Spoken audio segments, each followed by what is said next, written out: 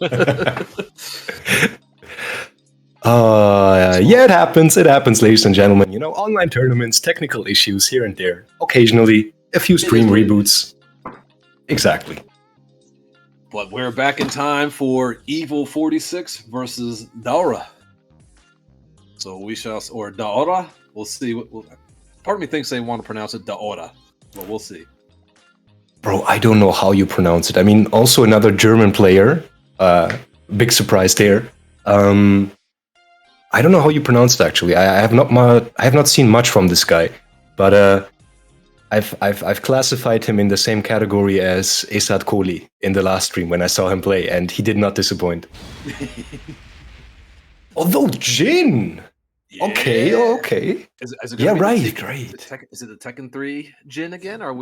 Is he a fan of the retrofit? We'll see. Let's see. I hope to see it, man. Yeah, it's one of his best outfits, dude. I'm still undecided between Tekken 5 Jin and the old one, but they're both up there. Oh, the T4 Jin with the gi, that jump was so sick when that shit came out. That was drippy. That was drippy as hell. That was my first Tekken game as well, man. Immediately, that was my main. I was like, damn, this guy is way too drippy. Dude, you got better decision making than me because I picked Marduk back then when there was just straight laser scraper just staring me in the face. Not Marduk was drippy as well, though, but oh no. Oh, the 1+2 missed. Dude, did I offend Evil 46 by any chance by calling Zeku one of the top tier Lucky Chloe players? And he was like, all right, okay, I won't play Lucky Chloe now, fuck you. You know, I'm glad that he's got the Gani out here because this is a character that I want to believe is like upper mid tier, like just in my heart. Yes. And I have no basis for that. It's literally just sheer belief. Like I am putting all of my heart into that collection plate. I'll be honest with. Oh no, I think the data would support you as well, though. I'll be honest with you, and I'm not sure about the frames on paper because that's exactly the reason why Ganryu on paper is so good, because nobody knows the matchup. Literally nobody knows the matchup. In a first to two set, start guessing, boy. And what's crazy is seeing the evolution of this character because, you know, I promise I won't make everything a history lesson. But especially no, please do. I'm just sitting here like at the fireplace listening to all the stories, man. I'm actually fascinated. I'm old. I can ramble like a grandpa, but I can also react to what's happening at the same time. They're like, we used to block in my day. We had to break every throw. But with Gandhi back during 5.0, when he had come out, like everyone thought he was not a good character. And if you're like old school Tekken player from like the south, like the southeastern part of the United States, you'll know of a player named Clint the Beast. Clint is from Atlanta. Clint is like one of the original ATL killers. And Atlanta is one of the strongest cities in the U.S. for Tekken. And Clint literally pulled Ganryu out of nowhere at final round. Well, I say nowhere, but really in all the locals, he had been playing him and whooping people. But what made that character so strong in Tekken 5.0 was that 1+2, you know, that little slap that can hit grounded that he ends combos with sometimes. It was safe, number one. The second hit, the follow-up, was delayable. I might be wrong about the first hit. I'm pretty sure it was safe. But the second hit was delayable and launched. So, of course, anyone that tried to get their turn, if he decided to do the second hit there, getting launched. But the other thing was, when you did it at the end of the combo, you got a second one for free. And I'm not sure how many people are aware of this, but, you know, because Oki has changed a lot in Tekken over the versions of the game. When you are on the ground, if you are attempting to do anything and you get hit by a move that hits grounded, your character stays right there. But if you don't move, like if you're not doing anything and they do something that hits grounded, your character gets pushed further away. It's, you know, a little bit of a balance. You're trying to make something happen. They guessed right, so you're still right there. You didn't. Back when Oki was still fair, you know. Yeah, of course, of course. Yeah. You know, there's still to an extent it still exists today. You know, there's of course a little bit differences there, but that part of the game is still very much there. Where if you lay there and you eat the grounded hit, it pushes you further away. Versus, and then you can get up, right? Then you do basically the Oki game is more or less over. Yeah. I saw the old Aerosmiths on that, dude. That's why I know that. Otherwise, I would be like sitting here being like, yeah. But in reality, I wouldn't know shit. You got the experience, you got the wisdom. So with Ganryu specifically, that 1+2 slap, he could just do that over and over and over, and the only way to get out of it was to just eat the second one raw for max damage, and then get up. So people didn't realize that, so you can only imagine what it's like in bracket. All of a sudden, this character just starts slapping you, and there's literally nothing you can do. But there's definitely something Aura can do. He's made sure to take a nice, healthy life lead here. Definitely. Oh lord, that was such a smooth transition, dude. I'm gonna remember that. That was pretty sick. But just the way to take this first round after losing the first game, I personally think that's always really important, just for having mental stability in a game. It's like, okay, I'm down, but I'm up this game. And sometimes, if you're lucky, your opponent might forget they have a game in the pocket already. They might get caught up in the moment and be like, oh, I gotta press the issue now in this game. Ooh, oh, that's very true. And it can also lead to the opponent a little bit freezing up, because what's the message behind the first round? I mean, did he adapt or did he just get lucky? I don't know. I have to figure it out. And in the meantime, your opponent can just take a second round, just like now. Look at that. My man is segueing all over. Look at it scooting. I love it. Dude, I got the inspiration from you, and I was like, damn, I got to step it up now. Oh, he was hunting for that low parry. Those suck when you hold it down forward and you let it go just a second too early, or you started holding it just a second too early. Those hurt. Yeah. Oh, that's not good, though. Let's see where the Oki takes us. Okay. Good block. Some small. He tried his a parry of his own, but come on, Aura, finish it! Yes! Oh, caught him before he crushed. Oh, that's sick. Marduk, I mean, Ganryu, bro. What is this, man? I thought DLC privileges would have saved him and given him a high crush button. No, not in that situation. I think you're onto something there. Maybe that's why he's not considered like upper mid, because he doesn't have the, what they talk about in anime. You got protagonist armor. He's got DLC armor, but not so much. Yeah. The plot armor is not showing through in this situation. You're right. I mean, he does have that one thing. I don't know the moves, unfortunately, with Ganryu. I must say that again, but that one move where he goes into that sumo stance and then he does a fucking split, which nobody expects. He just touches the ground and rises back up. It does nothing, right? But it evades everything. His Oki is... What's crazy about this character is that he's definitely one of those characters where, like, if you don't know what he does, you're going to be surprised, because aesthetically, at least to me, and when I see him and when I hear he does sumo, the playstyle that comes to mind isn't exactly the one that he has. He has the frame trap style, and I expect that, but like the heavy Oki and things like that, not something you'd expect from sumo, where it's traditionally like, okay, just bully them from a position.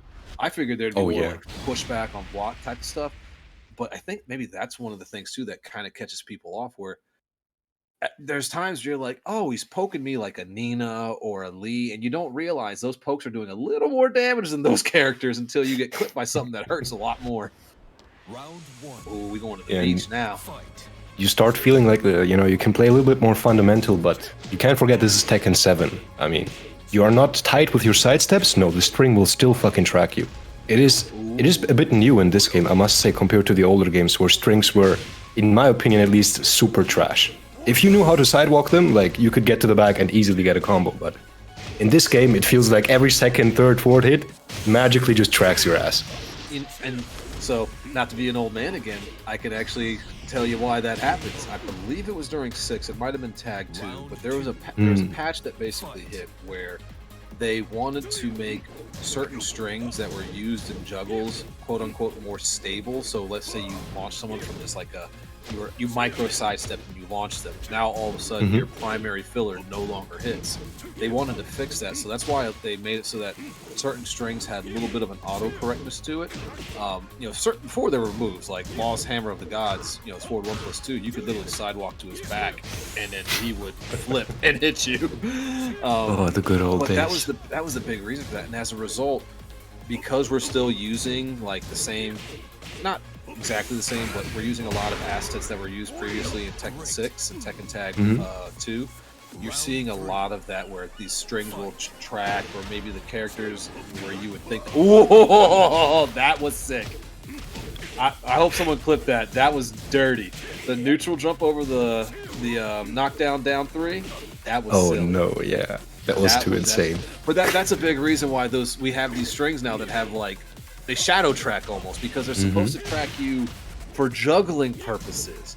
So I'm wondering if since they're rebuilding assets from the good parry to can, if they're rebuilding assets from the ground up for 8, I really hope that's something that they look at, because that to me seems like something that, and I'm no programmer, I work IT security, so I can't code for shit. I can tell you if you wore the same shirt 2 days in a row, I can't tell you a math problem. But to me that seems like an easy fix. And speaking of easy, Evil making that one look easy. No offense there to Daora. He had some good stuff. I think one thing that hurt Daora there, I think it was round 2. He started parrying a lot after that. I think it was the back 2-1 string. Ganryu does palm, and then you've got to guess low or that chopping mid. And he started parrying after that. Evil had already started transitioning into stances at that point. He hit him with the stance into the slide, and then he went stance into that big stomp as well. Good stuff. Yeah, what does Fidi... Oh, wait. You sound excited here. What is this? Who are we seeing here on screen? Because Clucky and is this Clucky and Kaizoku Lars? Let's go! All right. I got to see Clucky for the first time. Sinjo, what was the last one I did? 4, 5? Number 3? Whichever was the last Challengers League I was blessed to commentate. I got to see Clucky play for the first time, and he got really far. And he's got a fun Akuma. If his back gets to the wall, expect him to EX Tatsu as a get out. That was a big one. That's fun. He had great conversion skills off of float over EX Tatsus. Like that was a bread and butter to get out of pressure for him. And I'm a big fan of Kaizoku Lars as well. I love anyone that's willing to play characters that people think aren't good, such as Lars. I think Kaizoku's been playing Claudio lately. I'm not sure on who he's been playing in bracket lately. I think, yeah, he does have a Claudio. He has nimbled in Lydia, Fang throughout history. But I think when it comes down to it, when he really wants to win, he always goes back to his main. Oh man, he must really want to win, because we got him right now. Like, I'm actually super sad. So I might need some help here. Lars came out in 6 and is very anime for me. So I'm having to remember, like, the new age of Tekken is based off Lars, but I just don't know enough about this character other than forward 4-3 hurts, and up forward 3 makes you so mad, not only when you get hit by it, but when you miss the punish. No, I agree though, man. And this time I might transition into the history lesson, I'll be honest with you, because I like what you said. For it. Let me the listen. New age of Tekken, man. Nah. I literally had the exact same thought when Tekken 6 came out, and I think I was around 10 years old at that point. But I was like, what is this anime bullshit, man? You got a pink-haired chainsaw character now coming in. They released Lars as the poster boy, right? The new steps on Mishima, whatever type EX deal. Hurricane. My bad. I saw, as soon as I saw EX Hurricane, I had to say something. I'm gonna go back to listening to them. Well, whatever happens, right? And then to top it all off, I don't know if it was before Tekken 6 or after Tekken 6, but the movie they released was also an anime. So I was like, that's right. The fated retro something. I don't remember what it was, but it was literally a 3D anime. I was like, damn, what is happening to my game?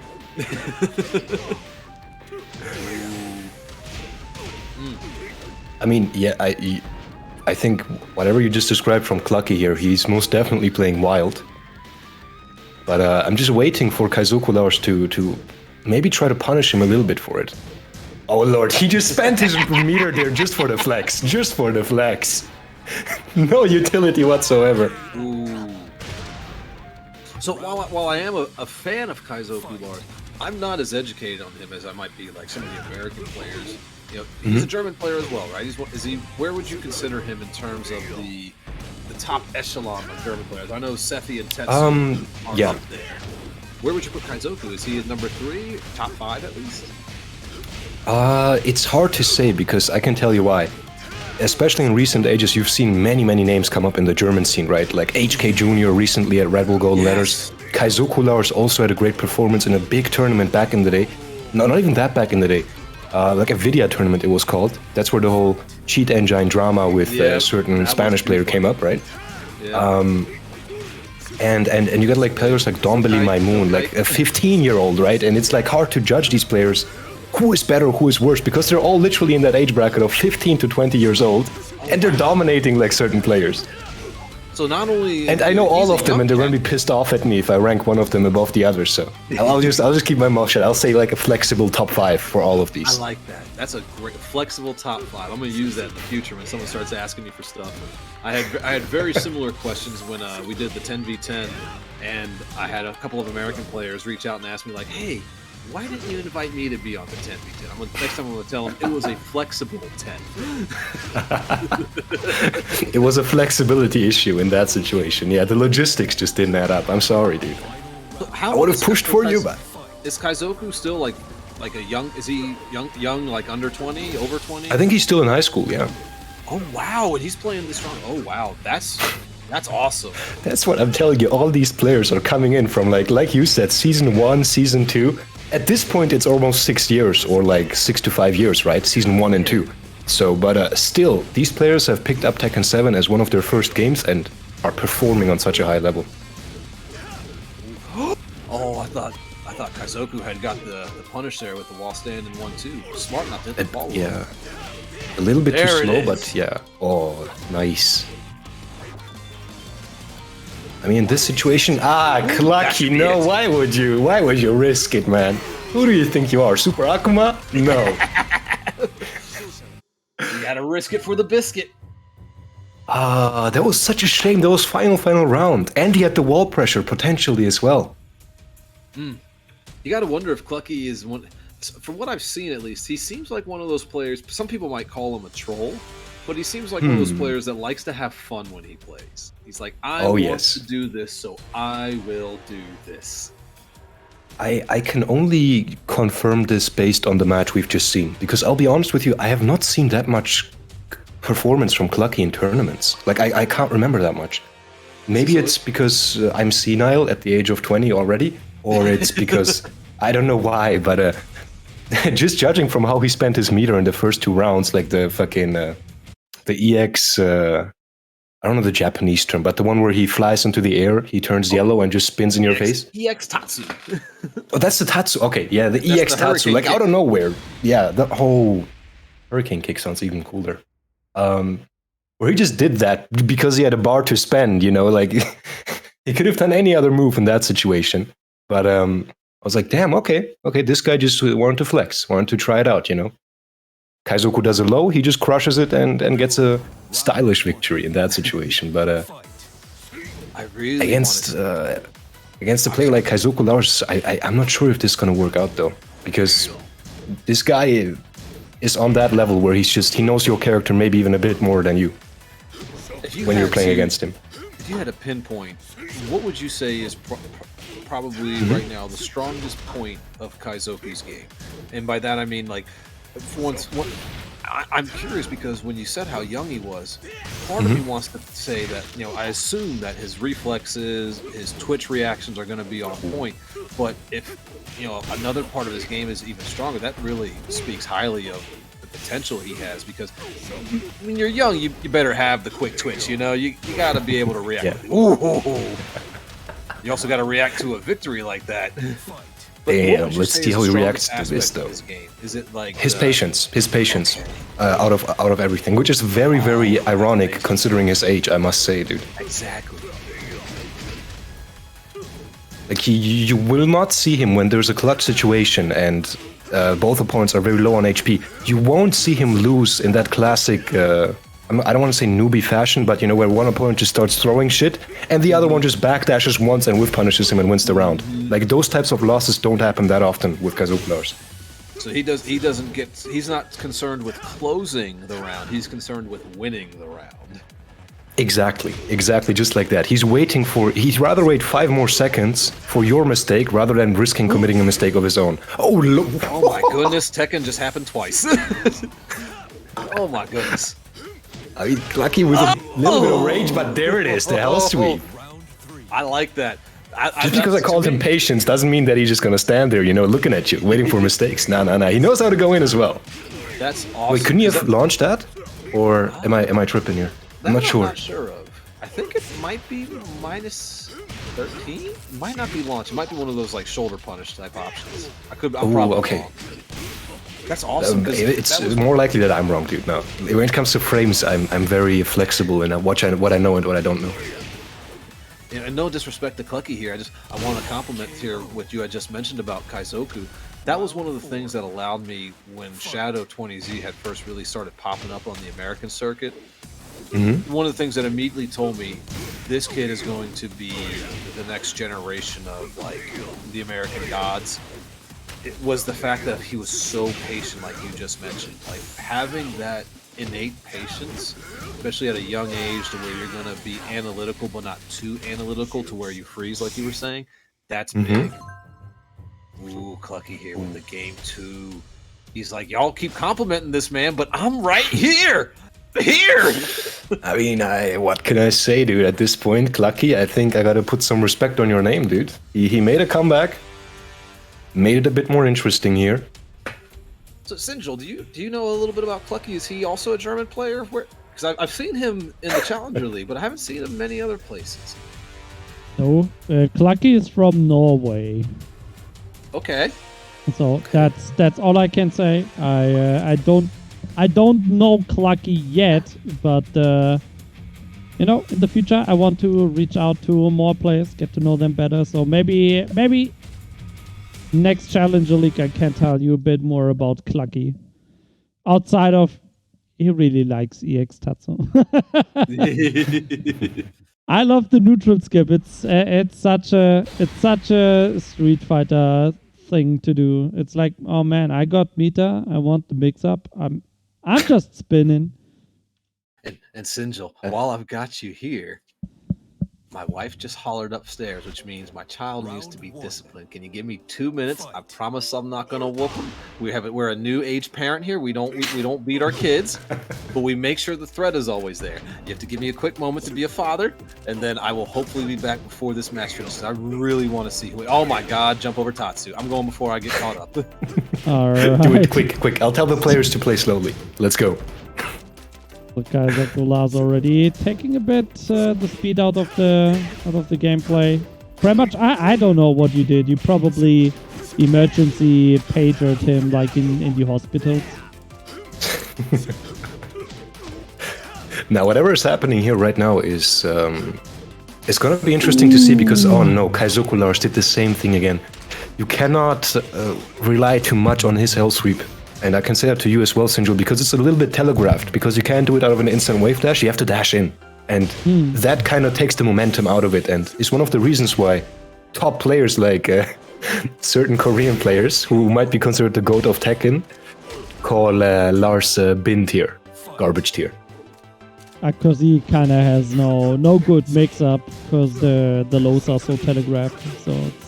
Yeah, if you lap the character like to 110% and you're a genius, like supernatural fucking player, then you can dominate Lars in the long run. He just doesn't have enough damage output where it's like you have to feel threatened by him.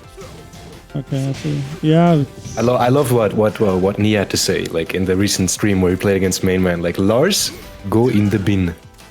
Go in the bin. Yeah, the thing in the launch, no. The thing with Lars has been that he usually had much better wall carry than other characters, right? But now in the current patch, pretty much everyone has decent wall carry. So everyone is god tier, the low wall carry. You might as well say it like that, Sinjil. I'll be honest with you.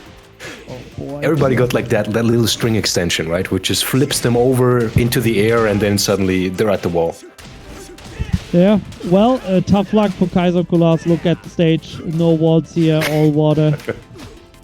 No. He can try his hardest, but yeah, he ain't gonna reach anything like this. Well, depends on how much they're dashing. I imagine like in the older Tekken games, there like isn't there a wall on these stages? It's just incredibly far away. Very far away. Yeah, I think you just cannot reach it. I've never seen this in an actual match, but I've seen this in practice mode. When if you practice for like an hour or something on an infinite stage and you push your opponent too far away, the game literally just tells you that you're reaching the border. We're going to teleport you back to the starting point. Actually, I've never seen that in an actual match though. I don't know if that happens there.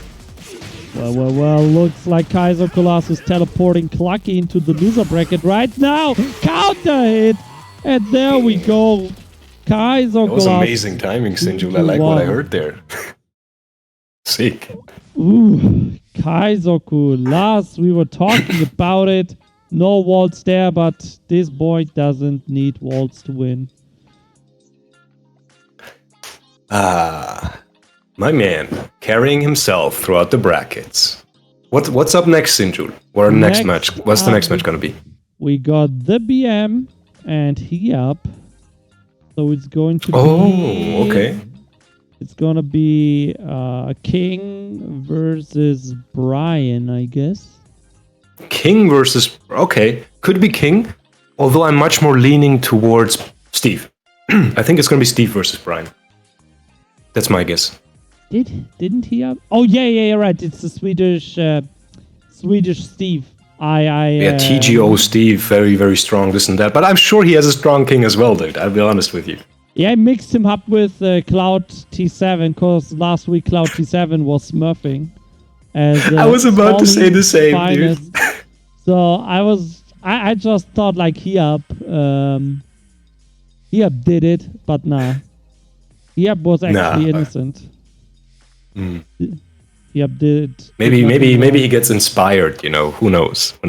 After that performance last week, it was, I mean, I won't forget that one. Quick note for last week's Challenger League. If you haven't seen it, if you've missed it, please watch it on the channel in the VODs, or I'm sure it's going to be uploaded on YouTube as well. I don't even remember who won that tournament, dude, because Cloud T7, the guy who took second place, was the protagonist of that tournament for me. Like, literally, he took the show. Xion won. Xion took the... Even an Armor King player won. And me being an Armor King main, forgetting about that, in the moment, of course. But that just speaks volumes, I'll be honest with you, man. I'm sorry, Xion. It was kind of... You know, I don't know. Armor King versus King in Grand Finals, like... What? Like it you don't see it, right? You don't see it. Like suddenly there's no Feng Wei, there's no Geese, there's no Akuma. It's pure Tekken. Pure Tekken. I don't know. Well, I mean, some players have been missing in action recently, like the boy Safety Black with Leroy, but now he vanished. Also, Tetsu also vanished. I don't know where they went. The German they'll gods... come back. They'll come back. The German gods. Don't let it get to your head, boys. Don't let it get to your head. Sefi, Tetsu. You might be gods right now, but if you don't keep it up, the young generation is coming, boys. The young generation is coming. Just wait for Tekken 8. Death Fist, Paul... Heat activation, another Death Fist. These guys, you know, Seffi Black might have good defense, but Harada's like, nah. Fuck that. Tekken 8. It's Tekken 8 offense. You gotta press buttons. If you press buttons, you recover gray health. That's okay. So I'm sorry, Seffi. Yeah. And you can't go 30 seconds without pressing a single button and just moving, bro. I'm sorry. It's not gonna work out anymore. Yeah. Rip. That shit is over. Press to win, baby. Press to win. I'm in heat. I have to press. That's also wrong. I know. Just the fact that they called it heat, like every time I hear that, heat dash, heat smash, I chuckle a little bit. Although, well, right now. Yeah, Hiab is already in heat. He's smashing pretty hard. Look at this, he's pressing a lot of buttons, he's already getting ready for Tekken 8.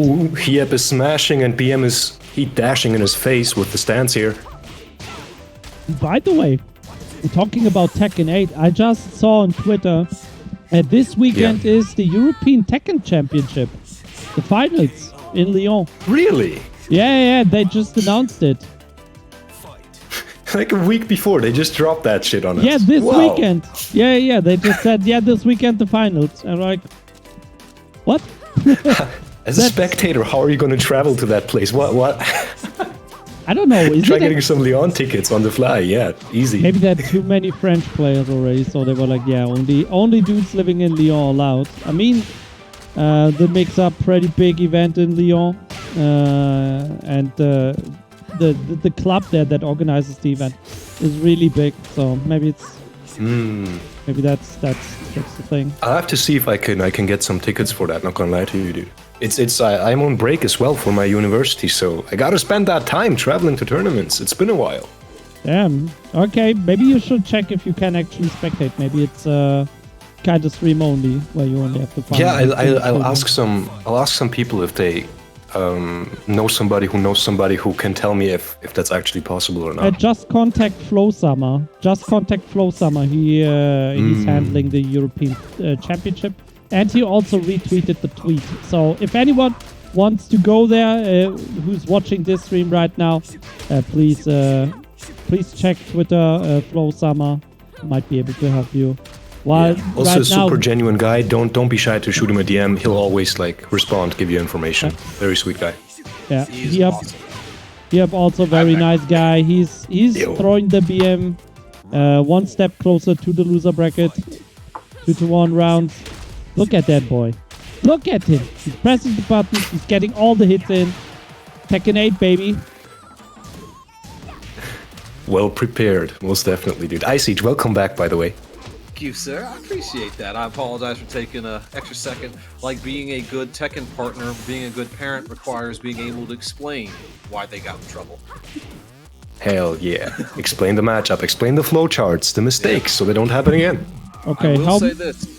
To any viewers that typically respond to something that happens in Tekken with, why would you do that?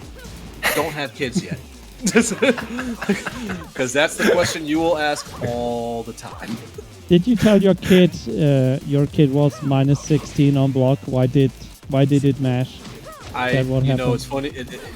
I have told my child it's punishable before, and he didn't, and I had to code switch. I had to correct myself and be like, no, son, no. It's punishable. Meaning that was punishable. That doesn't mean I'm going to punish you. It just means that you could have gotten in trouble for doing that. You probably shouldn't have done that.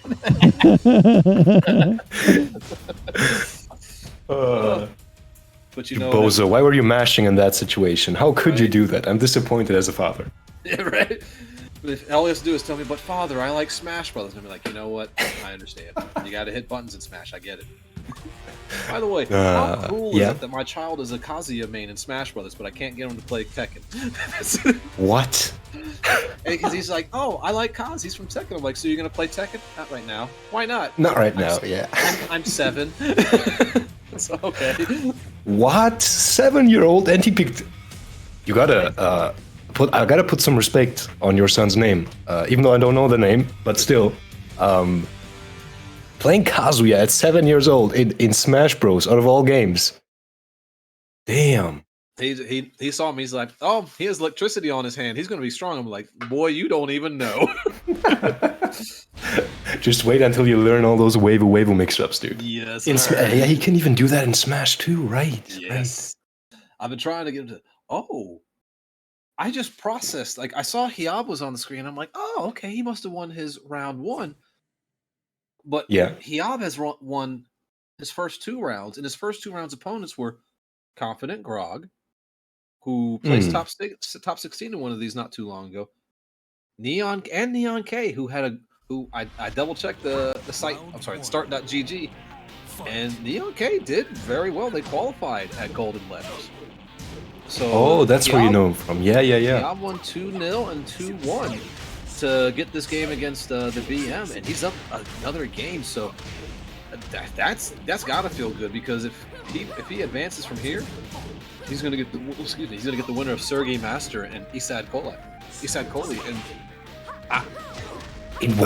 Isad Koli made the. Oh wait, no, Isad Koli won his match. Yeah, and he's advanced this far. Sick job. He beat Cloud T7 2-0.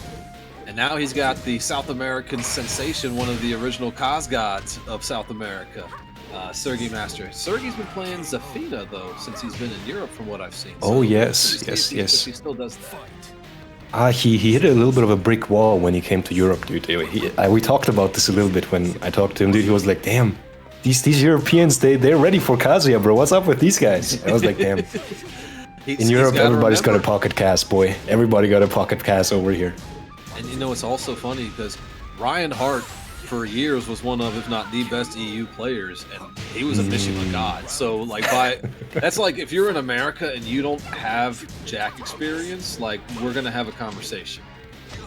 You can't have that, yeah? We don't do that here. Ooh, good conversion there on the sidewall stud. Interesting decision here. I know BM Morov as a Brian player, but he seems to be sticking with the Julia for now. And oh lord, what a pickup! What a pickup! Oh, I thought that conversion was going to hit completely. That was brave. That was brave. No shame, just like that. And Hiep, one more round, and as easy as that, he's going to advance. So is Hiab a Steve player, or is he one of those? Is he like most players nowadays, where they've got like 3 or 4 characters that they can pop out the bracket? Steve is his primary character, yes. Okay. And don't get fooled by that true Tekken god, dude. He sometimes he's TGO, sometimes he's TGP. You know, it switches up with him. He plays a shit ton for this game. I think last time I saw him, he was actually at TGO, but now it looks like he had a rough ranked session. Doesn't know when to say quit yet. Doesn't know when to quit yet. That's no. In Europe, you don't quit. Ice Age or Ice Age, actually. How would you prefer it? Either works. You know, you're not calling me that asshole over there, so that's a lot better for me. All right, Mr. Ass. I mean, Ice Age. Yeah. In Europe, you actually don't quit in ranked matches, dude. That's the meta over here. Man, it is. That's awesome. It is a little bit of a new wave combined with the old generation of players who were pushing this agenda a lot a few years ago. We had a little bit of a meme in the German scene where we would call people who stay in ranked and like play honorably, doesn't matter if they lose or win, you know, they stay. We used to call these people lions. And people who like cherry pick and like play one match and then dip, you know, because of connection or my PC crash, whatever the hell. We used to call these guys gazelles, like, you know, the prey of lions, you know, like the alphas and the other people. Incredible. And that meme turned literally into the whole movement of you cannot stop in ranked matches. Like literally, your rank doesn't matter. What matters is that you actually stay. I thought that was just like a general comment on like, you know, you never want to quit because, you know, you lose and you never want to go out on a bad No. That's amazing. Oh, I'm going to be using that all the time here. I'm going to be spreading that all over the US. You're like, we got lions and we got a gazelle. That's sick. That is sick. I like that a lot. So who we got next? And, Flower up on the is Flower? Yeah. Is Flower a German player as well? Or is Flower? No. Flower is from Spanish? The same country as Hiep, also Swedish. Oh, he's Swedish. Okay, gotcha. Yeah, so today it's only been like people from Norway, Sweden, or Germany. Those are the 3 countries I remember at least. So we're gonna have. So it looks like Flower and Ducky. Ooh, we got Ducky on the stream. Ducky, the OG. All right. I like what I'm seeing here. And whoever wins this qualifies for top 8 winner side. Ooh, and their opponent's going to be the winner of Kaizoku Lars and Momo Dog. Momo Dog is in this tournament as well? And wait. Okay. All right. Production, please. What? Damn. He's got to get past Kaizoku Lars. I need to. We've got, So on the other side, we've got Sergey and Hiab, because Hiab just won. So it's going to be Sergey and Hiab. and the winner of that is going to get the winner of Nino and Madara. Nino won 2-1 over Sika. Madara 2-1 over Lisandro. Yeah, I saw that. I saw the messages in the clan Discord, bro. The insults were flying after that match between Nino and Ziku. No. But let's stay here for now. I have a personal bias. I must say. I must confess. I really, really, really want to see Momodog versus Ducky. The Noctis mirror. That's what I want to see. That'd be fun. That also, I could also tell you right now that there would probably be people that would see that match and be horribly triggered by it. Like, because it's anime, right? It's literally just anime versus flying swords versus some shenanigans here. But I'm not sure how much you've seen of Momodog actually, but just watching him play on screen, and that's the final thing I'm going to say about Momodog here, because I'm sorry, Ducky, I'm sorry, Flower, I don't want to take attention away from you. His combos are literally a piece of art. It's like he's painting something on a canvas live, and you're just there sitting. How does he do it? This guy's awesome. An artist. Just he flows when he converts, is what I'm hearing. He just knows. Yes, like re-wall splats, optimal combo conversions, wall carry of the 7 kingdoms, whatever you want to call it. It's actually amazing. Oh, we're in my favorite stage too. As a Marduk and Gigas player, this is home turf. Oh yeah. Marduk on this stage is actually fucking cancerous. I mean, very, very strong, of course. Just strong, very strong. But yeah, just watching here, Ducky going with Dragunov. Interesting pick, I must say.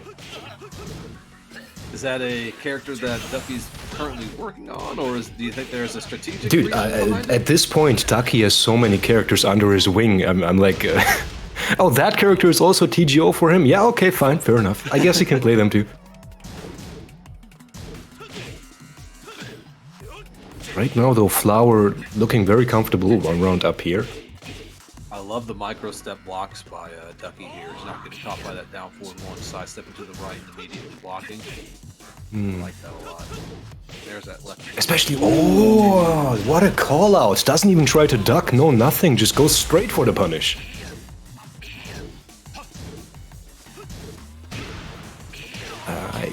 Okay, I guess, I don't know how he won that. I mean, big punish here, big punish there, but whenever Dragunov gets around, like, I'm always a bit baffled. Like, how did you win that? It's kind of funny because when you were talking about if we want to talk about incurable diseases, wall running 2 from Dragunov with their back to the wall, that is a special kind of hell to be in. I love that how the down 4 neutral 4 up 3. I love how that's just like just a natural wall combo. Ooh, went for the knee lift. Oh man. Closed out. I was gonna say, can't help but wonder if he had let that get there to the wall, if he could have at least hit a down back 2-1-2 or a back 2 shoulder. I mean, possibly, right? We acid rain those. We got those. Christian DeLee looking proud. Right? Shout outs to Christian. Hell yeah. Show me some forward 4 action, please. Do it again. Another one. Okay. You're gonna hit him with that. What was it? I'm sorry. It was the hidden leaf lotus. So we'll just say the hidden leaf flower blooms twice. Ooh, okay, I like that. Down. Come on, man. That was your round. Fuck. That's a shame. Good job, Ducky, of course, by winning, but. Dude, hitting 2 acid rains feels like, you gotta take that round. That's like a PUBGF for a Kazuya. That round should be yours. That's what we call a, I can't remember the term right now, but it's almost like he won on principle. He won on principle. Maybe not on the actual scoreboard, but in our hearts, he won. Oh yeah, he's the people's champ in this one. So with Sweden, I guess with the Swedish community, when most people hear Sweden, they think Leffen, boo. What others like strong Swedish Tekken players?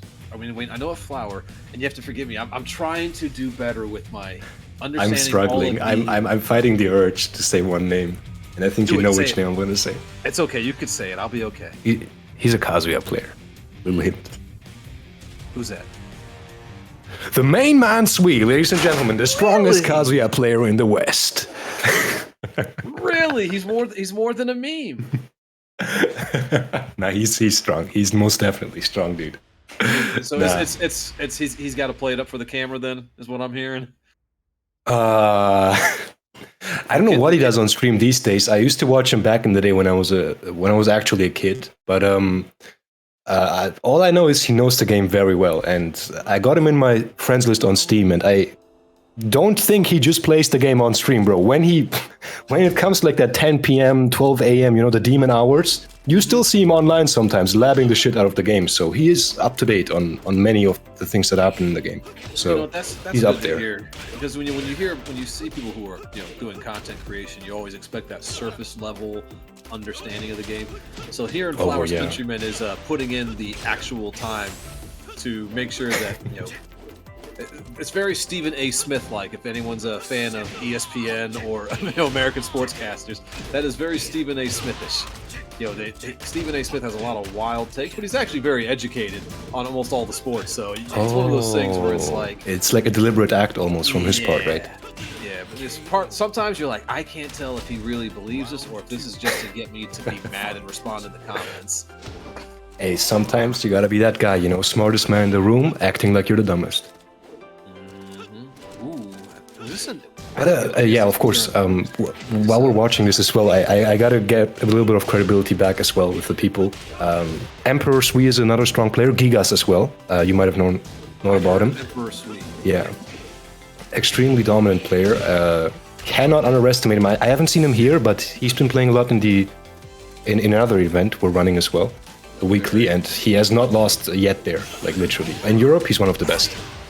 And the 4-4, there it is. Oh. All right, Flower. All right. Flower saying, nah, pick a new character, fam. I got this one, Ducky. Good patience though by Ducky there, not falling into those down 4-2s. I must say, dude, Ducky understands the game so well. He has a good feeling for when to go in and when to just back away and wait for mistakes. His concept of spacing too is incredible. I get very jealous whenever I see someone that has good spacing because I have 20/10 vision, so anything 20 feet away looks 10 feet to me. So I can see shit really far, but I don't know how far away I am at any point in time. That's probably why I play Gigas and Mario, because I just like to get in the pocket and be like, it's brawl time now, baby. Oh yeah. But the opposite. Oh lord. Okay, Ducky. Okay, fighting back. Okay, he said dunk on this man. Flower, your victory might not be as secure as you thought. Gotta be careful. Oh no. I wonder if did you by chance notice if this was a stage pick or if this was random? Unfortunately, I did not notice that. Although it would be weird because the infinite stage is a nerf for both of them. I'll be honest with you. Right. Maybe a bit more for Lee than Dragunov. So I could see that as well. Oh, here we go. But I wonder if he's trying to take advantage of Lee's. In my opinion, I think Lee has superior keep out to Dragunov. I think he's moves like forward 4. He uses bait. Back 4. Listen, back 4 is criminal. Back 4 is the move of criminals. Okay, like I've never that move. That move avoids war. It avoids child support. It avoids being accountable. It avoids everything. I don't understand. Like, Lee back 4 is incredible, so I can't help but wonder if he's relying more on his neutral tools here to help him, and he believes in his defense against the Dragunov frame traps, but oh my god! Oh my gosh! Okay. Hold on a minute, everything? That was sick. Flower. You can't lose this one. Oh, there it is. I don't know what Flower did there, but that back 4 was to his detriment. Let's just say it like that. Unfortunate. I really enjoy seeing how it's funny for years, and this is going back as far as Tekken 5 DR. Mm-hmm. Me personally, I've always classified the EU as the smartest Tekken players out of all the Tekken players. When you really, yes, oh, without a doubt. Like when you look at the mid-range EU players. Like, sure, maybe you go to Pakistan or Korea or Japan, and there's an argument that like their mid-level players are stronger. But I would bet my house on an EU player. If you put the test in front of them and you're like, is this punishable? What's best to do here? What's this? What's this? What's this? EU players will pass that test every time better than anybody else. Oh, like, really? Yeah, I understand that. Yeah, because if you think about some of the older players, like the Dinosaur, I absolutely love Phil. Like that, I want to go to EU just so I can shake the Dinosaur's hand and be like, Phil, I've been reading your posts for the last 20 years, and seeing that you were writing articles for MMA just made me that much happier. Like, but he's so smart, not just in his manner of play, but in the way he communicates the game. And EU has always been incredible with that. And that's something I wish we would see more of in the US. In the US, we have a lot of natural talent. We have what Nee called it guts. He says US has #1 guts.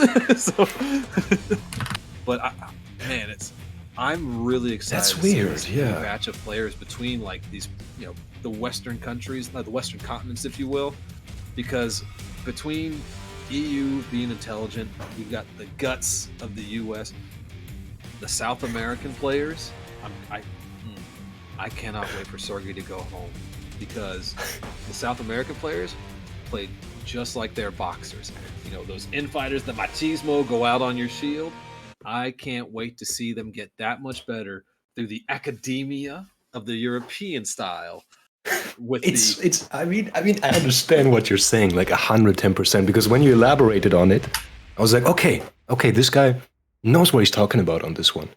But because Europe is getting dunked on for being like, European fucking hop kick and shit like that. They just throw shit out sometimes. But the only reason New York does that is because London does it, and London is an extension of New York. I said it. I'm not sorry that I said it. Basically the same scene at that point. By the way, part to London and the Birmingham. And by the way, Birmingham, that includes you. Don't think you safe. Yeah. But no, shout outs to Birmingham, Joker, all them fools. I got nothing but love for how well they've been doing, man. It's awesome to see the EU finally get the respect it deserves. I would have put on my cape for y'all a lot more than I did South America these last few years, but y'all have had some very vocal supporters out there, so I don't think you need the help anymore. Speaking of not needing the help, Nino. Oh, Lord. Oh, never mind. That was commentator's curse. I'm so sorry, Nino. I went to sing you praise, and I got you killed. Nah. Let me back up real quick. No, I like what I'm seeing here. Do it more. Do it more often, dude. I like it when the magic flows. I like what I'm seeing. Speaking of magic, I love how Madara here is searching for that down back too. A couple weeks ago, when I had gotten the commentator Challenger League, Nino had gotten very far. I want to say top 4, and just the hunting bear double low was just doing the Lord's work. Like it was converting every center in the building. But it looks like Madara is looking for that. Just I got hit by that. I'm not gonna lie to you. I was looking for that. This matchup itself is going to be interesting for me personally as well, because Nino had his big breakout last year at a big major tournament called the Crossover, and I had the honor of commentating him there, and he won that whole tournament, and it was like a stacked bracket as well. All the German gods were there. We got a lot of UK players, Polish players, Italian players, Evil 46, Ayo Richie. He beat all of them with Panda, and that was his big breakout back in the day. And after that, he's been a menace ever since. And Madara as well, obviously very well known. He's been doing a lot of work, but in recent times, actually not that recent, it was an ICFC where he won like so convincingly with his geese. It felt like he was bullying everybody else. And ever since then, both of these players have been on such a godlike level, but I haven't seen them play against each other that often. And just what I'm seeing right now is that they're giving each other a hard time. I don't see any no-round browns here. It's pretty even. Both 1 round up. Now, if you had to say there was a weakness, maybe not so much a weakness, but an aspect of each of these players' games that you would say that if they could improve this, that would help them hit the next level, what would you say that would be for Nino, and what would you say that would be for Madara? It's hard because I'm not. It's a bit ironic when a commentator does that, at least for me sometimes, right? Because I'm obviously worse than both of these players. I can admit that, like to 110%. But from an observer's point of view, Madara, I couldn't give any tips because he plays the game so well. Even though he plays Geese, you will see him sidestepping a lot more often than any other Tekken player, I'll be honest with you. He plays Geese like a literal Tekken character on a fundamental basis. Nino, from what I've seen from him, he... I don't want to make something up on the spot, I'll be honest with you. I don't want to disrespect him like that, Ice Age. Because they're both amazing players, dude. I got a feeling that the fact that both of these two are as far as they are, they're comfortable with whatever we might say about them. They're probably at that point now where if they go back and they're like, "Why did you say this about me?" That's when you go back and be like, "Oh no, did you have that's not what I'm worried about. That's not what I'm worried about. No, don't worry about. I don't care what these guys say, bro. They're both 2 years younger than me, coincidentally." Hey! You think so? I care what some fucking kid has to say about what I say about them? Nah. But when you have seen 2 full decades, then you can have a conversation with me. Yeah. If you were born fucking after 2001, you know, don't talk to me, please. I'm so mad because I graduated high school in 2001. That hurts my heart. It hurts my heart because I'm old, not because of any emotional thing. It's just I'm old now. We get heart palpitations. That's not a good thing to have. Oh man, god damn it. I'm sure it comes with benefits as well, though. Fucking hell, you know? You could use it to get out of anything. Like, oh, there's a birthday party for a child that I don't know, but my child knows. I've got chest pain, bro. Oh, yeah. Might be, yeah, sorry. Gotta call 911 or whatever you guys call over there. 112? No, 911, actually. Yeah, that's American. I mean, we call 911, but depending on where you're at, they might not be funded very well. So, like, where I'm at, you'll be on 911 for about 10 minutes on hold, and then they'll pick it up, say hello, and then hang up on you on purpose. Oh, you got an emergency? Yeah. We'll call you back in 2 to 3 business days. Yeah, right. Yeah. We this is a business hours only line. Ooh, got him. There we go. Oh, did he? Madara with the Leo switch. I must say that's interesting. I wonder what he saw in this matchup to pick Leo. Oof. Oh lord, hunting bear in your face. What the? Oh, I've never seen that wall carry before. Good stuff. Punish, nice. Ooh. Nino looking very comfortable right now. You know, especially when you get those character switches. If you don't take the first round after a character switch, like that's for the opponent. To me, at least, it kind of puts them in a more comfortable space because at that point, you know, the player that's down a game and a round really has to go crazy, kind of like what Madara is doing here. But the secret is not getting hit like Nino has been, because you know if you could go up 2-0 in game 2 while already up a game, it definitely limits the options that they. Are we sending hate mail? Nino, don't send the hate mail. I don't know what's happening right now. I think it might be a controller issue, probably, right? A desync wouldn't look like this. We have the buttons were not set. That's my favorite. The buttons were not set. Yeah. Gotta flip the switch. Didn't have my 1+2 macro. Okay, Joe, we are continuing the match. I guess gentleman's rule here. Madara just, you know, waits it out and keeps fighting the game. I love the honor. Yeah. Block. Good patience. Punish, but doesn't take his frames. Yeah, interesting, Nino, interesting.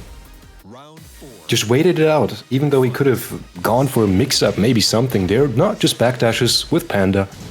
So he barely does a backdash, but still. Looks like Madara went for the while standing 3 afterwards. And, oh, what a scam! That only works. That only happened because Nino was playing Panda. I'll be honest with you, dude. The way the hell sweep just clipped through his legs almost. That's such a shame. With how far back the bear's legs are, it makes all those distances where you would usually hit clean hit, it just completely destroys that. You got it. Oh, beautiful excellent. punish. Now I think Madara is getting used to his Leo, and big stuff. I thought that would hit, but I did not realize that the bear charge went as far as it did. I thought for sure when Leo went back on one leg, she was far enough. Oh, we crossing up. Good jump over. I like that. Didn't want to get hit by by the 1+2 while Panda was on the ground. Oh lord. Oh no. Is this gonna be it for Madara here, or is he gonna close out the round? Nino still has rage, but Ooh, very brave. With Nino sitting there on rage, that one low parry could have been it. You got to admire the commitment. I mean, exactly, dude. Just the low parry possibility plus, who knows? I mean, Nino does one backdash and suddenly you're low whiffs because you're playing against Panda yet again. It was funny. I remember there being a tweet. It might have been sometime last year where I can't remember who it was. I don't remember the American player. I think it was an American player that had posted it, but it was along the lines of which is worse to lose a round on, a low or a mid? And the amount of people that said low blew my mind completely apart. I didn't understand that at all, and there was so many people trying to talk from this level. I know the low is coming. Certainly you wouldn't low because I know it's going to be there. I'm like, yeah, but you got hit by a bitch, so what's the problem? Dude, I 110% agree with you. I mean, people who have such strong feelings about round-ending moves. I mean, for me personally, it doesn't fucking matter if it's a low, high, mid, or a throw, you know. You were there sitting at 5 HP. Doesn't matter what your opponent does, you know. You shouldn't have been there at 5 HP anyway, right? That's not the main issue here if the opponent closes out the round with a mid or low. You should try to focus on how you got to that situation where your opponent could even mix you up in the first place in that situation, right? Thank you. It hurt to get hit by either of them. You just want to go back and find out what happened. Exactly. Get your priorities straight. Yes. Smart from Madara there, seeing that the rest of the combo wasn't going to hit on Panda's little stubby legs. What? Yeah, it was the scam you were talking about. The grift is real with Panda. Ooh. Had to punch her in her little fluffy tail. What are we seeing here? Panda? Secretly top tier? Oh lord, again? Goodness. I don't know what the move. I think it was back. So much farther back than we expect. Like, If I was Madara right now, I would not trust any one of my lows anymore. I would be like, nah, it's time for mids. Again?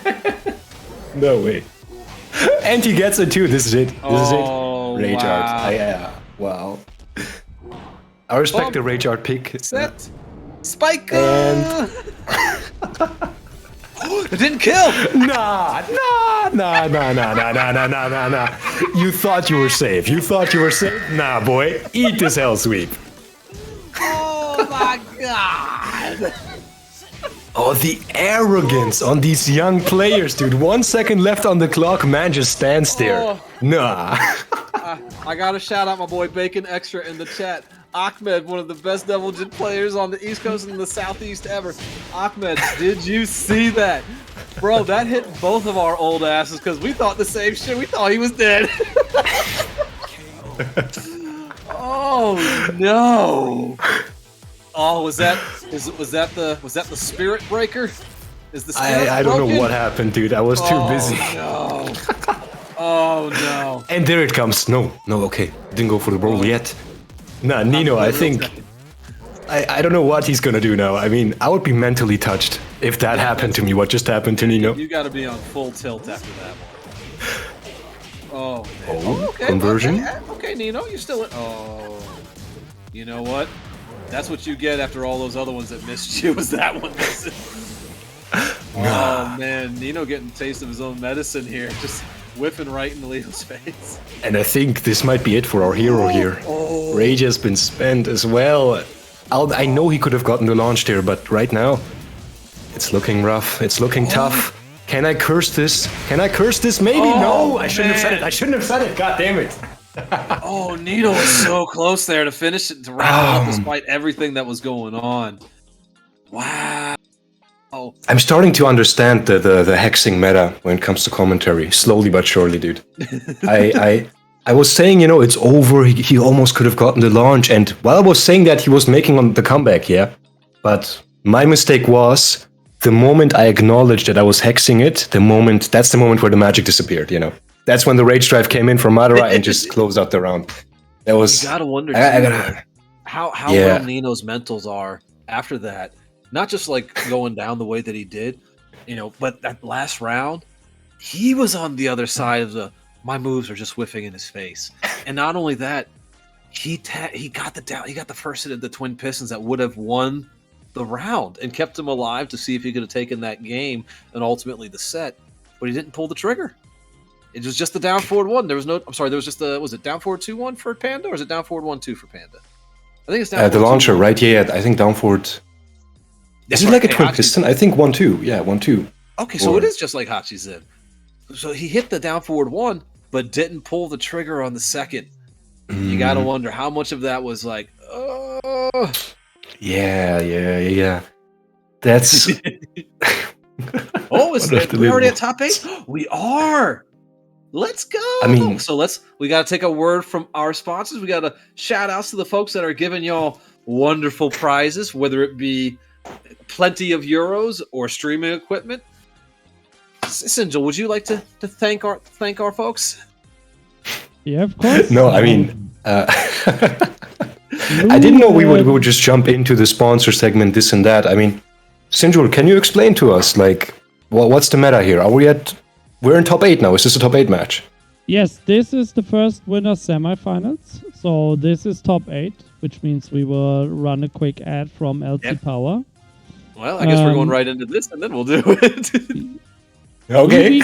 I'm just along for the ride, Before everyone goes for, a little potty break or grabbing some water, I just want to remind everyone we have the prizes now confirmed.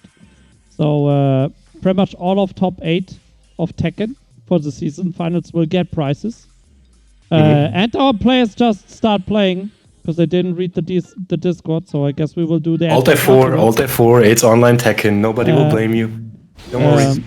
So we will do this match and then we will run the ad real quick.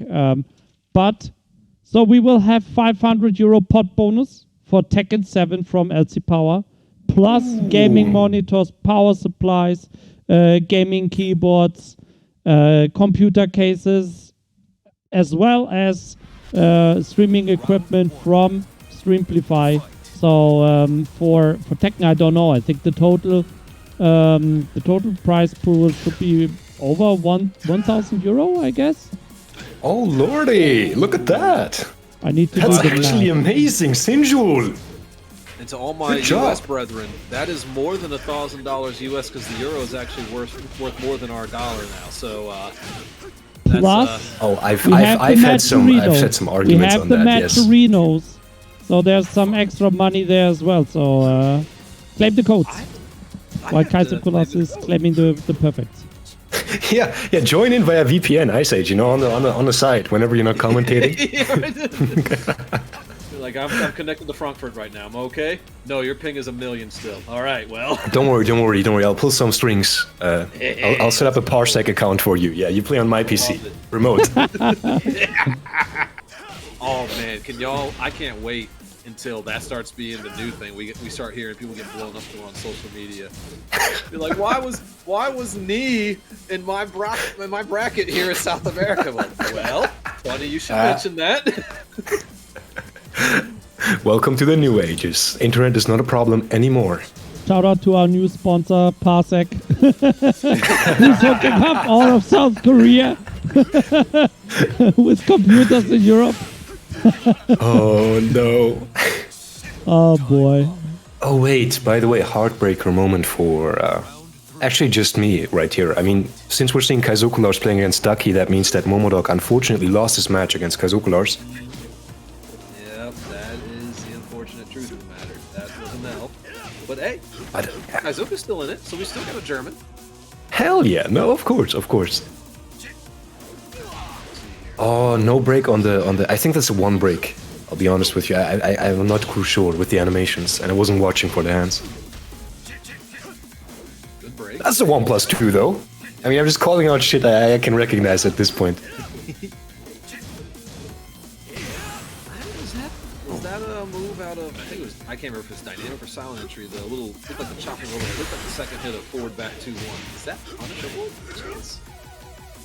The one with the kick at the end, or which one are you referring to? It's almost like a dunk fist. It looks kind of like Wall Running 2 from Dragunov, but it's Oh no. Oh, you mean the one with where the final hit looks like a down for a leg? Wait a second. It looks like the second hit of forward back 2-1 from Lars. It looks like that second hit that spikes him. But it's just like, was that a bound move in tag 2 for him? Yes. Maybe? Yes.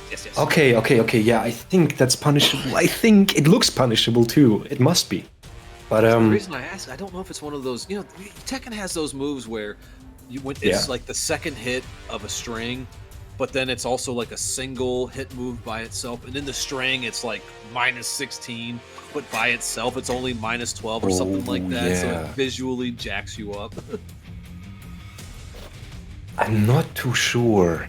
Any Lars experts in the chat room who know what we're talking about here? That would be interesting to see. And you saw that because did Ducky punish it or did Ducky not punish it? Probably not, right? He had sidestepped to the right afterwards, so I was a little confused. I was wondering if he thought maybe that it was forcing him into crouch, but then when I noticed he had sidestepped to the right, you know, I was like, I wonder. You know what? We've got 250 here in the prize pool. I'll tell you what, I'm going to throw 20 bones in here. And the rest of y'all can use these codes here to get us to the $30. Oh, hell yeah. So make sure you use those codes, y'all. We'll have another 750 to go. Dude, look at that. Look at that. Shout out to Ice Age, man. Such a wholesome person. That's sick. Hold up, I can't let this one slide, dude. Let me look up the Matcherino here. What's happening over here? $50 billion is paying now. So Kaizoku, Ducky, there's going to be 2250 in that pot for you. Might get a little higher. There we go. Oh, you did the correct meta as well. You didn't. Oh, you. Nice. And it made the quarter circle back too. He's already eaten up his tailspin. I like that. Oh, wow. I did not expect that to reach. I'd have done the same thing, Ducky. I'd have done the same thing, brother. Oh, and just like that, in your face, he doesn't care. Kaizoku Lars doesn't care. Is Kaizoku a hitbox player by chance? Nope. He plays pad, but not a regular pad. I think he plays on that Hori thingy. I forgot what it's called. Yeah. One day we will have ourselves a Tekken champion that plays just on the DDR pad. Well, you know, I hope so. I bet you the elitists will say, "Ew, a DDR pad. You have to play on a pump it up pad. Then you can hit neutral." Here we go to the wall. I think it got me. No, it did not. But it didn't matter. Oh, PS4 steering wheel player. Nah.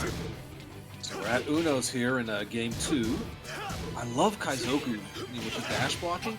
Something that people don't appreciate enough, especially in this game because the stages are so big.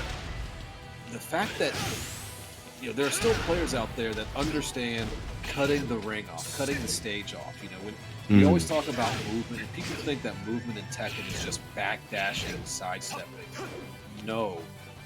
There's a little bit more to it. There's cutting off angles, creating dominant angles of attack, very similar to boxing. In boxing, a southpaw fighter wants to keep that lead foot to the outside of the other fighter's foot, especially if they're fighting in a right foot, an orthodox stance, with their left foot. Tekken is very similar to where you have folks who are willing to just back up all day. This was something that I mentioned Shadow earlier as like one of the next American gods. One of the biggest flaws in Shadow and Junia's game up until a couple years ago was that they were patient to a fault. They would backdash and put their back to a wall. Oh, yeah. And there would be times they would lose because when they guessed wrong, they were taking the additional damage, they weren't trying to, or they'd get back to the wall, panicking a little bit more. And so you would see stuff happen. There was a Kumite in Tennessee a few years ago, Junia versus Ace Unlimited. That was one of the, I got to commentate that match, and that was one of the things that I called out was that Ace Unlimited was very patient as well, but understood cutting off the stage. Final round. So, seeing that now, I wonder if Kaizoku, not even wonder, I see that Kaizoku is able to push Ducky to the wall. I want to see more with keeping his back there and doing more to affect his mental state with that position. I think that's going to do a lot in terms of netting himself some type of response that he wants. The dash blocking in his face got him some stuff in that first game. The dash blocking we're seeing in this game hasn't been nearly as effective. It has got him the positioning, but what he does with that positioning is going to be important. I'm sure he understands how to do it, but that's the thing, right? It's almost over at this point. I would love to see more. So Ducky, if you could just please win this round, right? Somehow make a comeback. Oh, that's my guy, Ducky, for the people. Oh, homeboy coming in with the clutch. Let's go. Ducky, I appreciate you. We got lessons to teach here. Let's go. Oh, that was amazing. MVP right there. That's my Hell MVP. Yeah. Okay, Ducky, coming in with the clutch. You played amazing, but now we need you to, step it down a little bit so we can see what Kaizoku Lars can do with the... Apologies for that one. With the range control. Oh, man. No, I like that you mentioned that. I mean, I didn't want to cut you off because you were going in with some very, very important stuff, especially when it comes to mind game situations here. And this is not even high-level stuff we're talking about. This is applicable to anybody. Anybody on any level. Because part of the range control is just using your character's strengths, right? And I feel like, especially with Lars, one of his biggest strengths is his whiff punishment. And especially the whiff punishment when your back is against the wall and the Lars player is just threatening you. Because what you saw there in that last match was, one was the dash blocks, which you noticed correctly, right? Just dash blocking in your face. And then Ducky tries a power crush for no reason, right? Just get off me. Nope. Blocked, punished. But the other one is, he doesn't even need to do that. You could whiff anything, and then Lars just swoops in with, for example, 2-4, or just neutral 3-4, I think. That's an amazing whiff punisher as well. Where he does the 2 kicks. I forgot the exact input, but that's just... He could be at range 3, range 2.5, whatever the hell. Just hit you with it, and you're back at the wall again. So... And his wall carry is so good, and you're exactly right. His wall game is incredible. The damage he can put out on that wall is incredibly intimidating. And his wall carry is so good. So when you're not able to land a hit, a lot of Lars players might kind of fall apart. They start digging into the 50-50 bag there. But I really enjoyed seeing how Kaizoku was like, I'm just going to dash in. I'm not pushing you with the juggle, but I'm pushing you with just this pressure. And as you see there, you get a conversion in the shoulder on the wall. It's going to do a chunk of damage, and you're not giving up frames either afterwards. Some characters, they hit that big rounded mid. Now you kind of lose that Oki. Lars is right there. Yet again, I mean, one more time, balcony pressure even for Kaizoku Lars. Ducky trying to maneuver himself out of there, and that was a sweet duck. That was a good reaction. I like that. I don't think he expected that wall break to happen there and eat up that tailspin at the beginning, because that second hit of the back 4-3 clipped just on the wall.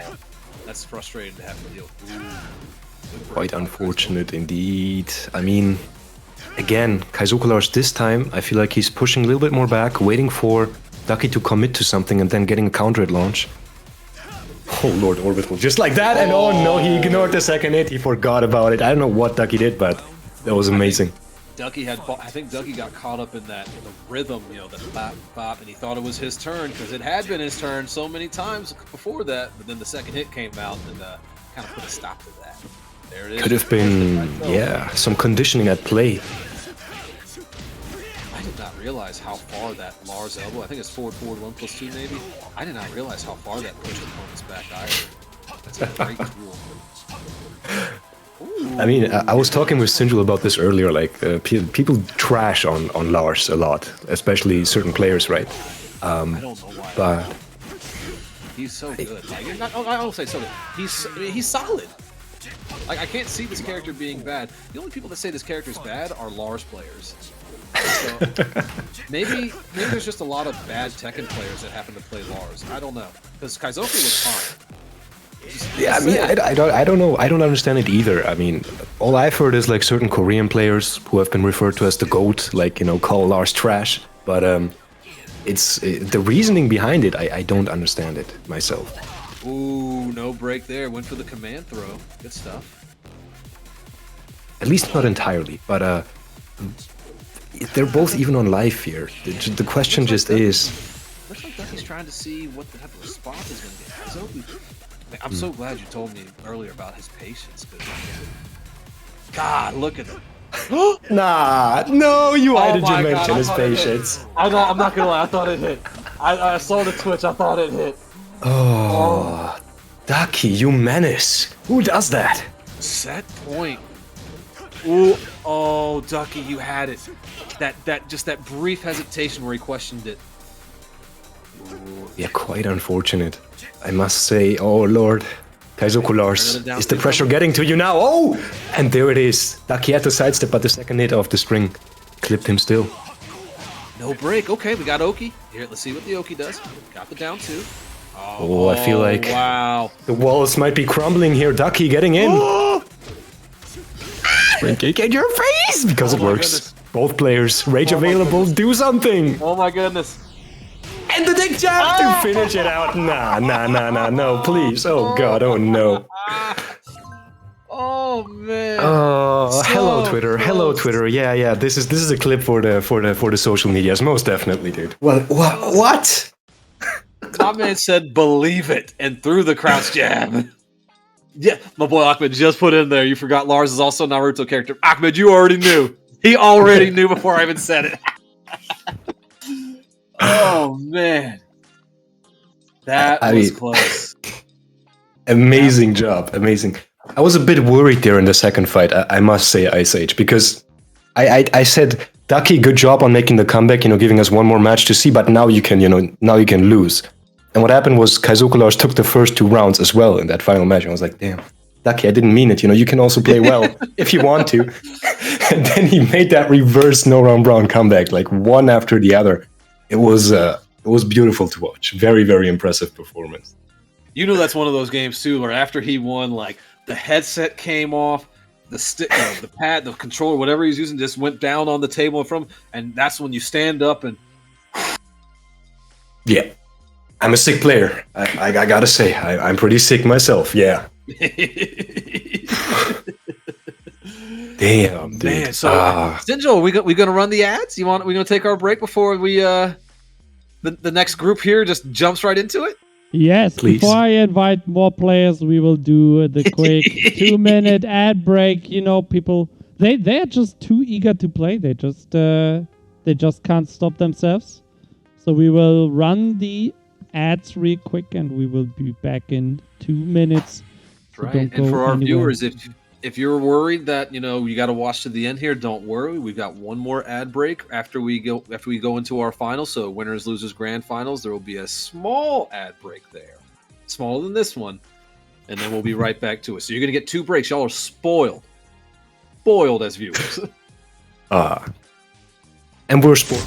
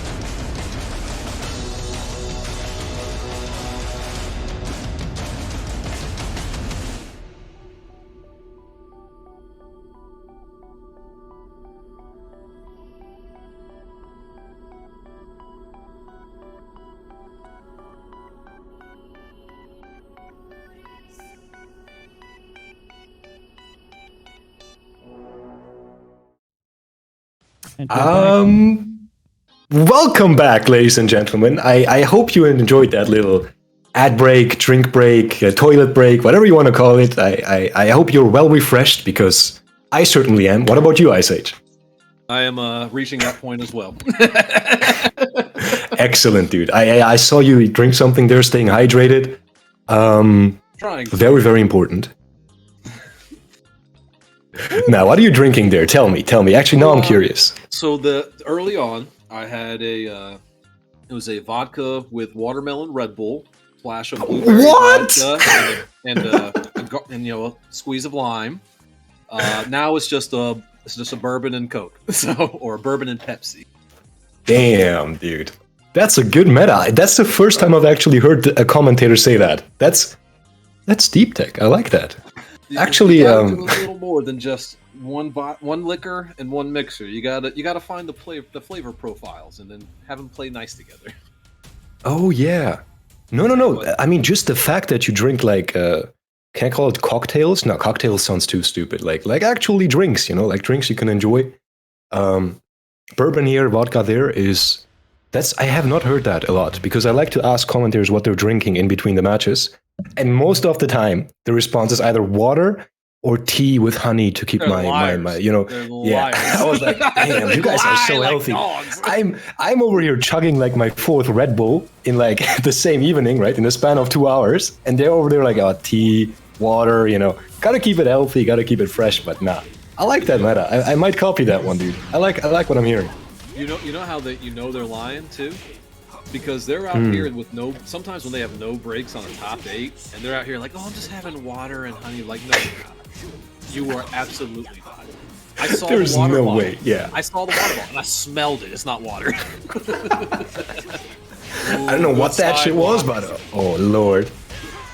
Oh, it's Hiab again. Okay, nice surprise. I like to see Hiab again. I did not realize that was Steve's, like, it seems like in this game, everyone's got like a string of sorts that you can head on someone's back that's going to do like half their life before the launch. Did not realize that was Steve's. He got the full Shoryu up. Ooh, yeah.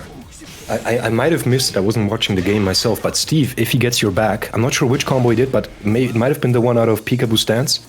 Maybe that's the one you're referring to. Yes, he did like a 2-piece into the Peekaboo, into that big Shoryuken launcher. Oh, yeah. I mean, I saw some Steve highlights way back in the day in Tekken 7. That shit is actually mad. I think Steve gets one of the biggest combo damages if he gets your back.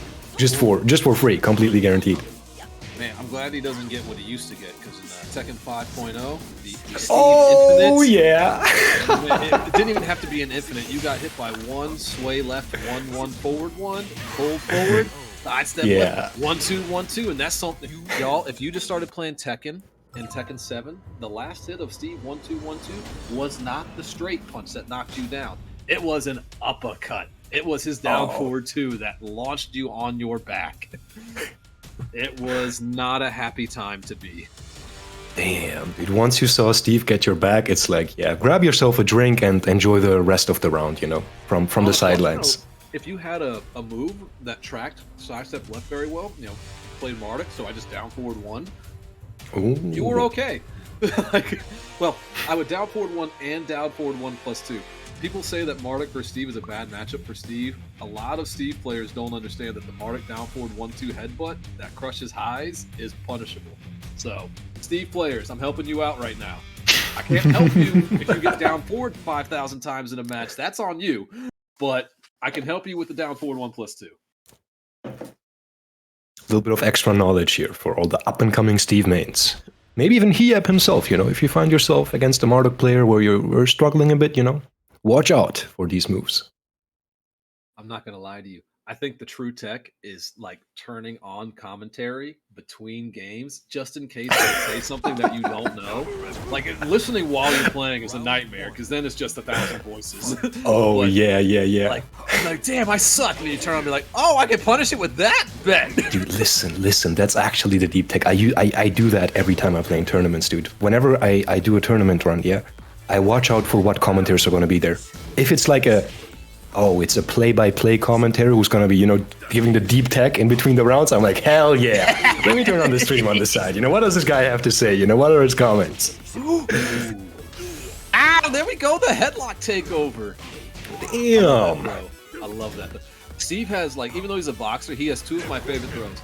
Because he's got just the regular old headlock, and he's got the T-bone suplex.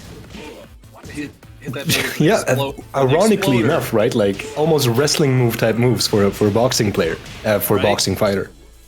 The T-bone or the exploder suplex is one of my favorite throws in general.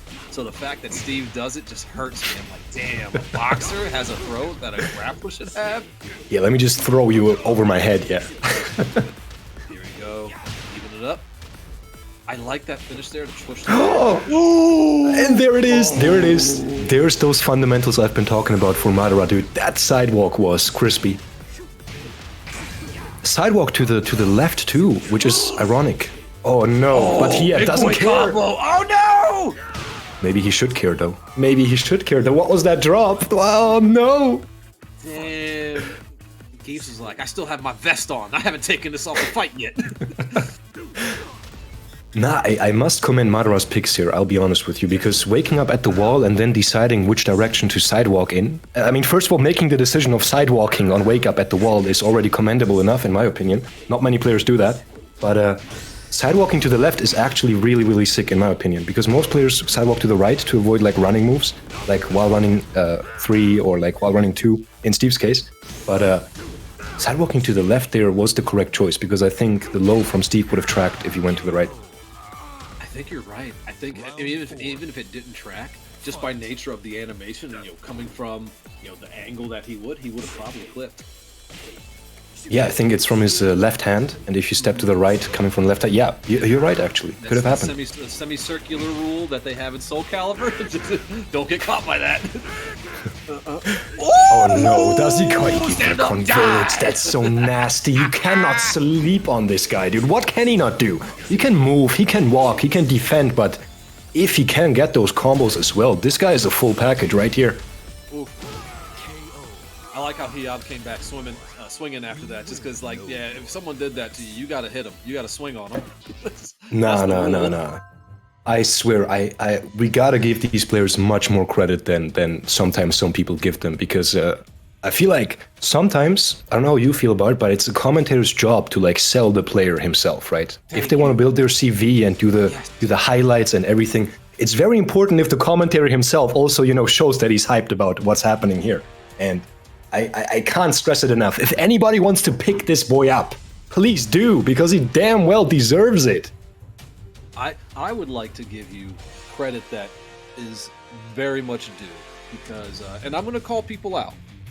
I see folks commentate ICFC who have been doing this for long enough, who should know better, who can't even be bothered to look at a start.gg profile. It is the commentator's job not to build their own personal following. It is the commentator's job to build the player, get them signed, and uplift them. I cannot stress this enough, because even if people are just commentating on a small 12-person bracket for an online event, having knowledge of the player, having respect for the player, not only is it helpful for them in the grand scheme of things, but if you have an upcoming player, they go back and they watch the VODs because they want to get better, and they're going to hear you. You need to do their job. I mean, if you probably noticed, I've asked questions about the community, because that's part of it. You have to uplift them. You have to hear their story. It's easier to connect with a player that you have some type of commonality with. Whether it be a character or their upbringing. So I thank you so much for understanding that. Luan, we got to get you some more gigs here with the EU. We got to understand that is a level of community that not a lot of people get to. So thank you. I swear, dude. I literally everything you said, Ice Age, was just. I mean, I couldn't have put it more eloquently myself. I mean, I got to rewatch this VOD and take a few pointers here and there if I want to monologue myself in the future. I like what you said there, dude. Literally. Because for me, it was a bit of a more egocentric thing, actually, because for me, as a commentator, and I'll do this quick because, I see the hype matches happening here. I don't want to take away from that. It's a commentator who understands the players and understands the game well doesn't need to fake his hype. Because if you understand what's happening here, Tekken itself is already a sick enough game to give you the energy to like show, like, oh my gosh, what's happening on screen, right? And if you understand that, the storyline between the players and the players, like how they've been developing themselves, it's like material for yourself as a commentator as well, to be more versatile. And not just say, like, the random stuff of, like, Hiab is 2 rounds up. If he wins 1 more, he might advance in the bracket, you know, like, everybody can say that. But if you say the storyline of, like, Hiab and Madara and how they've been developing in the 2BCU, for example, where it's like, I don't think Hiab has ever beaten Madara like this. And he might have a chance here if he wins this 1 more round. It might make it more interesting for everybody. Right, because this is a set point for Hiab. Oh, hold on. No. Is it set point, though? Yeah. Wait a second. Go round to close it? He won! Hiab, congratulations, man. Let's go! Wow. Let's go! Oh, Lord, man. Now I'm regretting a little bit just praising Madara this much. I'm like, yo, pick him up. He's such a full product. But then Hiab comes in. I got swear. you back, though. I got you back. Because we're gonna give Hiab his roses right now. Hiab, I need you to you ready to get your flowers, baby? Because here it comes, and not the Swedish flower, but like flowers, metaphorically. This man beat Confident Grog 2-0. Confident Grog is no slouch. Again, I think Sinjil, was it top 16 or top 8 that Confident Grog got a couple weeks ago? I want to say top 8, but it might have just been top 16. Let me quickly check.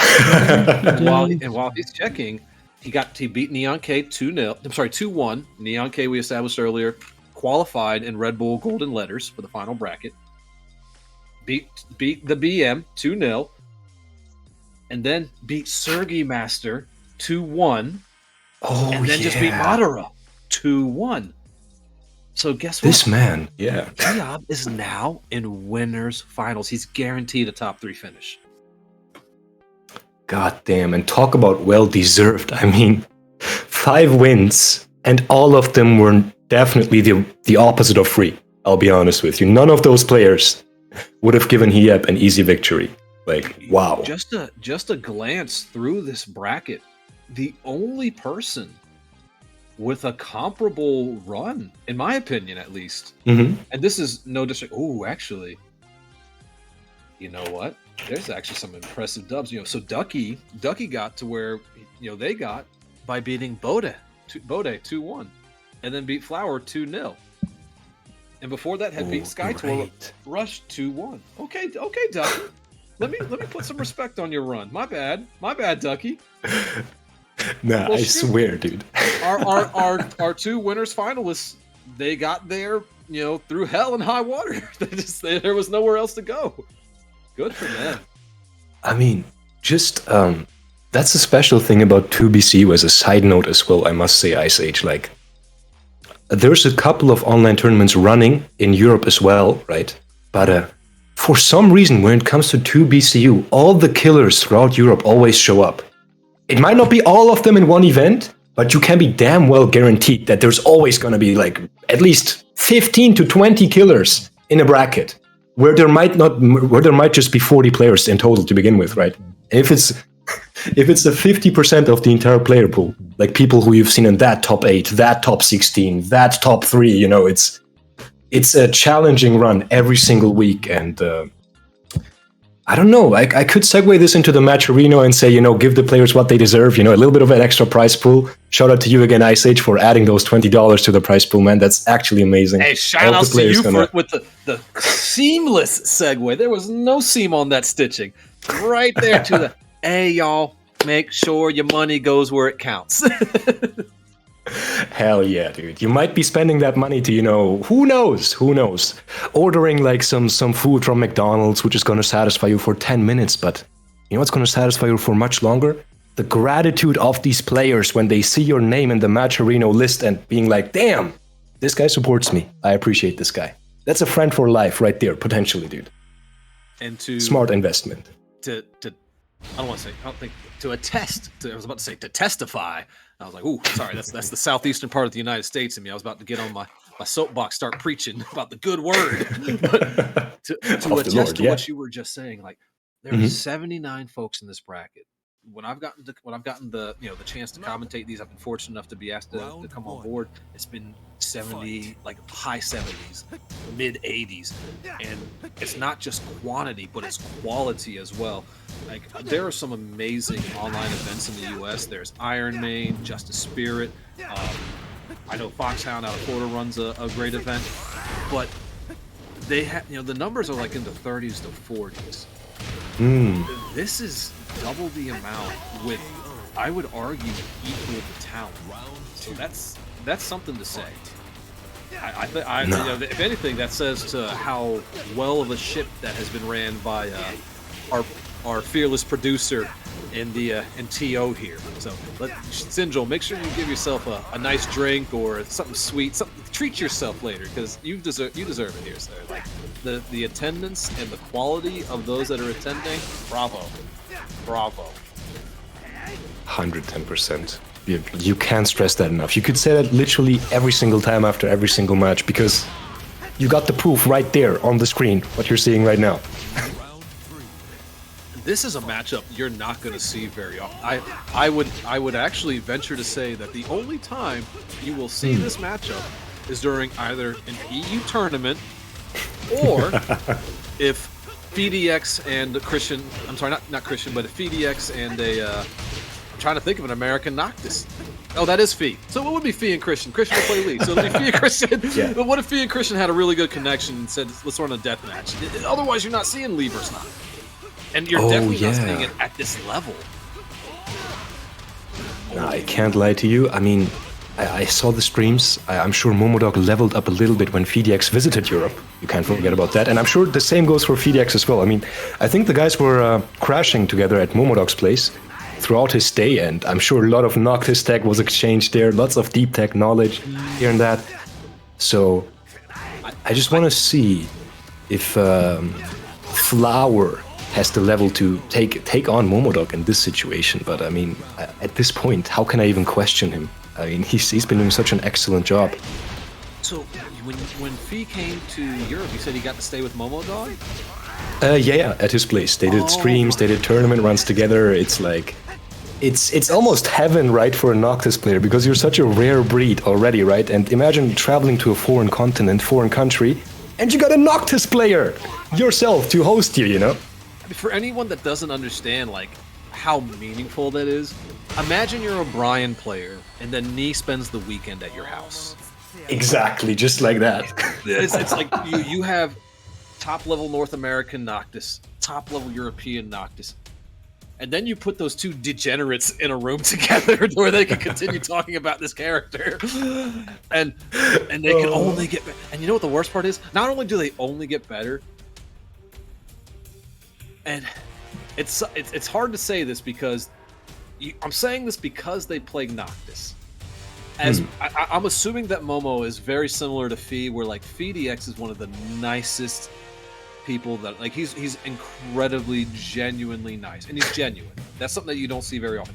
Just a nice dude, just trying to do what he can, but he plays a character that by nature you want to call him every slur out there. just yeah. Not me, by the way. I understand you saw a white guy from the South in the U.S. We don't use slurs in my household, so let's just get that out the way quick. Definitely not. Yeah. But that's such a big deal. Like, you know, back in the day when on like the message boards, that's when you're literally posting in a thread like, here's the match by match update. Now we've got streaming, you can see the matches. These guys can go back and review it. It's awesome. I love to see it. It's you described the irony perfectly on this one, dude. Because Noctis is, I get it. He's got good movement, good keep out, everything else. But this character is designed to scam you. I swear. Like, and these people know it too. I've seen the Twitter clips from Momodog. You know, he hits a down forward too. You know, that one launcher in the air, supposedly launch punishable, but wouldn't you know it? It's got a high crush. Wouldn't you know it? Sometimes the connection doesn't help you out with it. You know, wouldn't you know it? What are we gonna do? You gotta stay on your toes against this character. And talking about staying on your toes, Flower, that was crisp. That was really crisp. I did not realize that second hit was a high. I thought it was mid. Thank you, Flower. I learned. A little bit of extra info here for the commentators as well, must say. I like Momo Dog challenging after that wall running 3-4 because we've seen Flower a lot of times. You know, at the very least, when we got to last see him on stream, he did a lot of lateral movement after that, so it makes jabbing afterwards definitely very risky. I couldn't tell from the startup animation whether or not Momo had tried to jab or down forward one. Part of me thinks he tried to down forward one, just in case there was that hesitation there.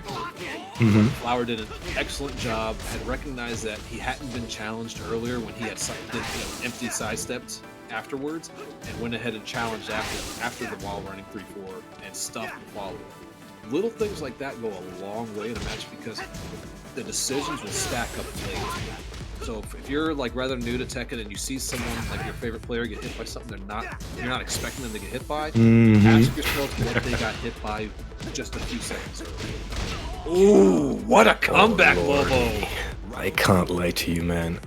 Important point. You cannot react to the same situations in the same time, even though it might be the correct, most safe decision. You gotta keep your enemy on his toes as well. So he has something to think about at least. Stay unpredictable by yourself and challenge the frames. Don't call it mashing. Mashing doesn't exist if it works. Exactly. You know what we call that in a real fight? My fist got there first. Hell yeah! Damn, son.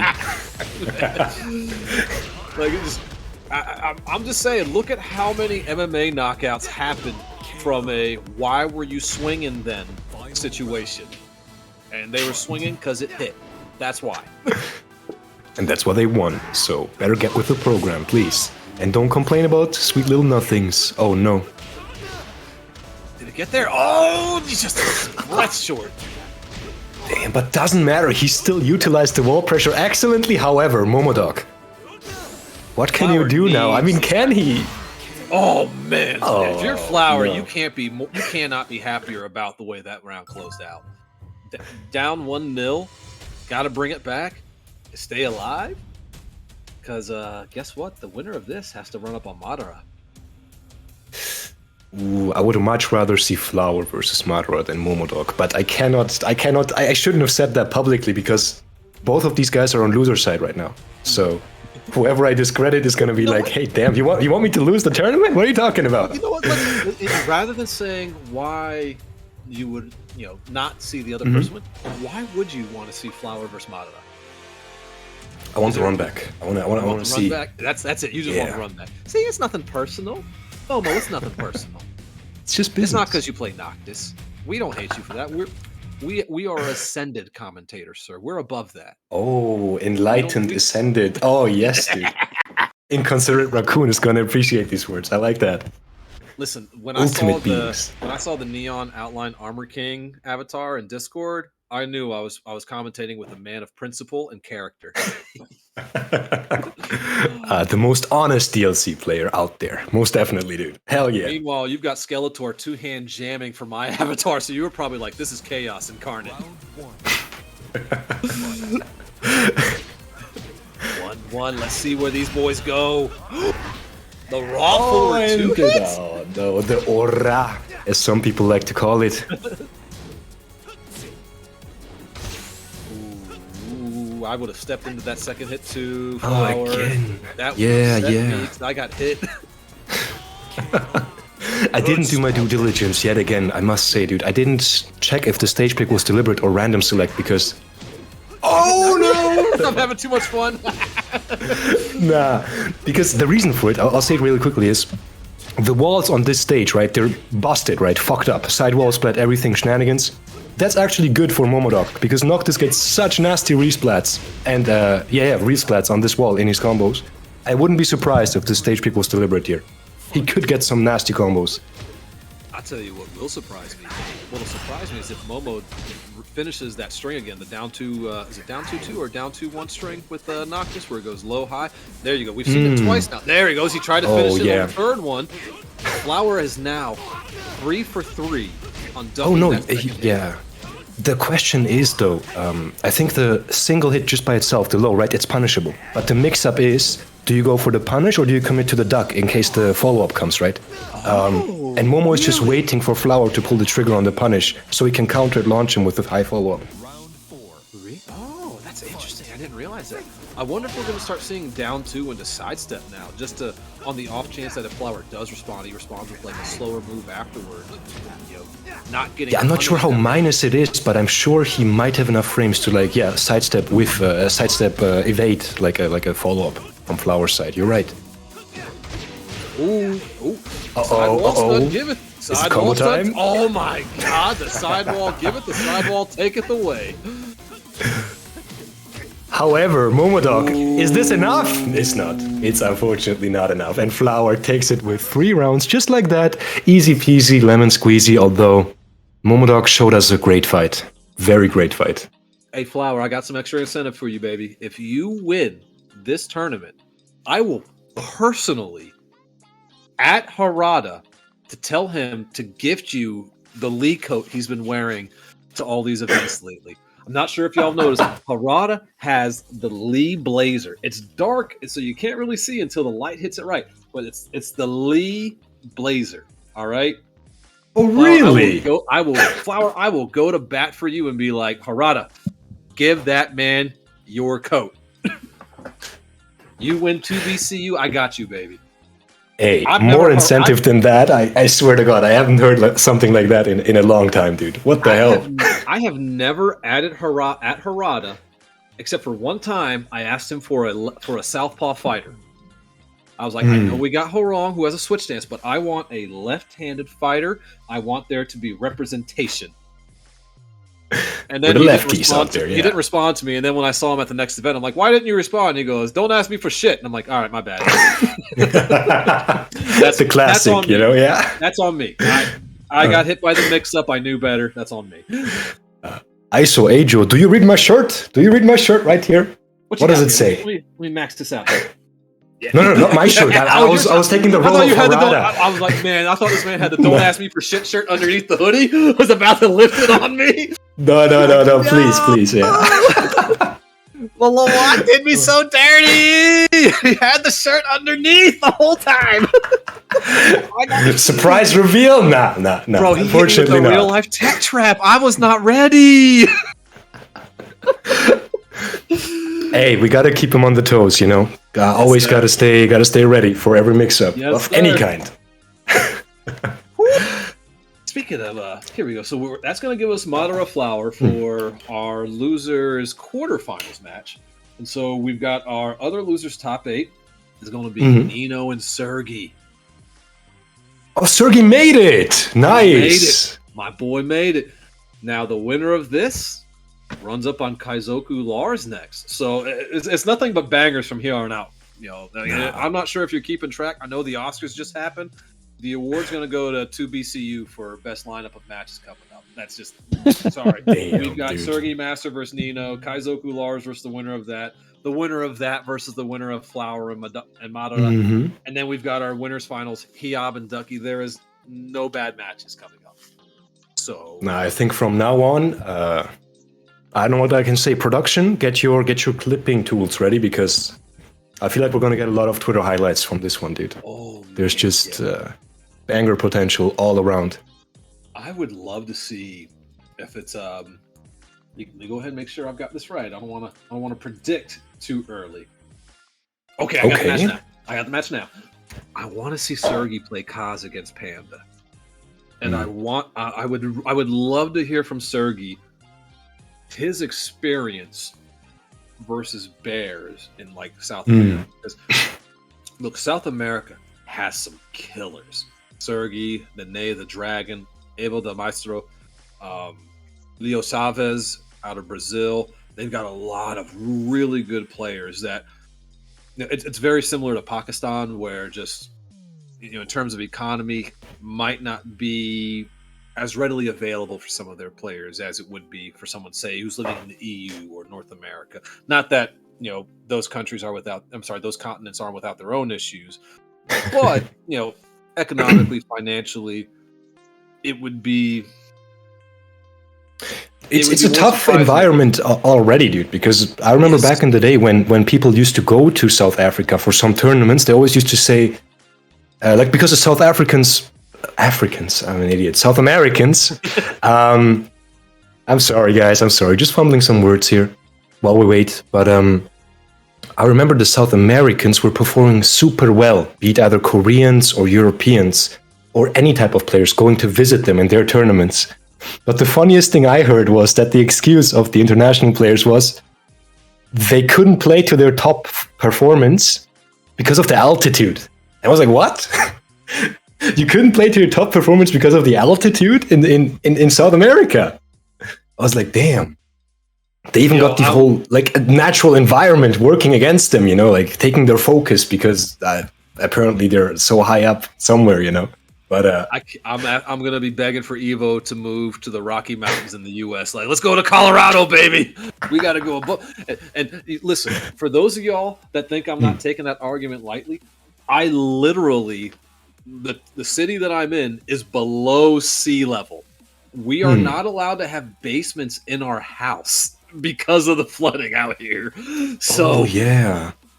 So I get it. I get it. That air is very thin up there. But here's you know what? I'm gonna break some hearts here. So I know Peru is one of like the main regions that people were able to travel to, you know, in South America.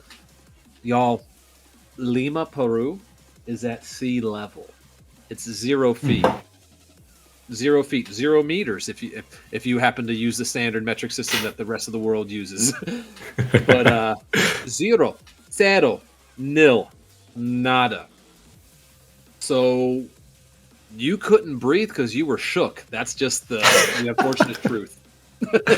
I'm sorry, fam. 0 meters altitude means 0 excuses for you in that regard. I'm not going to say what was said in chat. I'm just going to say that there's also some other concerns that they're very viable. So, certain distractions, dare I say. Yep. Yeah, it's like, oh, y'all had that? Okay. Hold on, yeah. I'm getting a bit cross-eyed here while playing the game, you know, sometimes, occasionally. My guy, you understand? One on the prize, one on second prize. That's all. Nah. Oh, Lord, yeah. I bet is El Negro also from South America, by the way? Just a quick question, just to throw it in. El Negro is originally from Venezuela, and he now lives in Colorado in the U.S. So Colorado is actually, you know, we're talking about altitude being a problem. Colorado is definitely there. El Negro is originally from Venezuela. I've known him for about a decade now. I was fortunate enough to, so I was the lead TO for Final Round in the U.S. Final Round was one of the oldest fighting game tournaments that had existed. The only tournament that was larger was Evo, and I think it was 2012. We had Fuku de la Muerte, El Negro. By the way, it's not just El Negro; it's El Negro Piripico. So, really? Spanish speakers, I apologize for the vulgarity I just shared. It's and for those that don't know, it is the let me think of a better way to say this. It's the pretty BBC. That's what his name translates to. Oh no. That is the literal translation. So not only we had El Negro Piripico. By the way, I'll say the full name. I got no goddamn shame. I wish somebody would tell me that there's a problem. No. Alexis Hip Hop, and Alexis relocated. Alexis Hip Hop, right? Yep. Dude, the names were actually wild back in the day. A bit more creative than nowadays, I must say that. So they had Alexis. They had Alexis, El Negro, Fuco. I think it might have just been those three. There might have been a fourth that I'm missing. You know what? I think it was they were going to have a fourth come with them that couldn't come. But no, they came stateside. So that was one of the reasons why, like, the U.S. is very. It's not just because, you know, we're both Americas. Right. That's racist, by the way. North America doesn't know South America that way. So if anyone in Europe thinks that's the case, you're racist. Ha ha ha ha.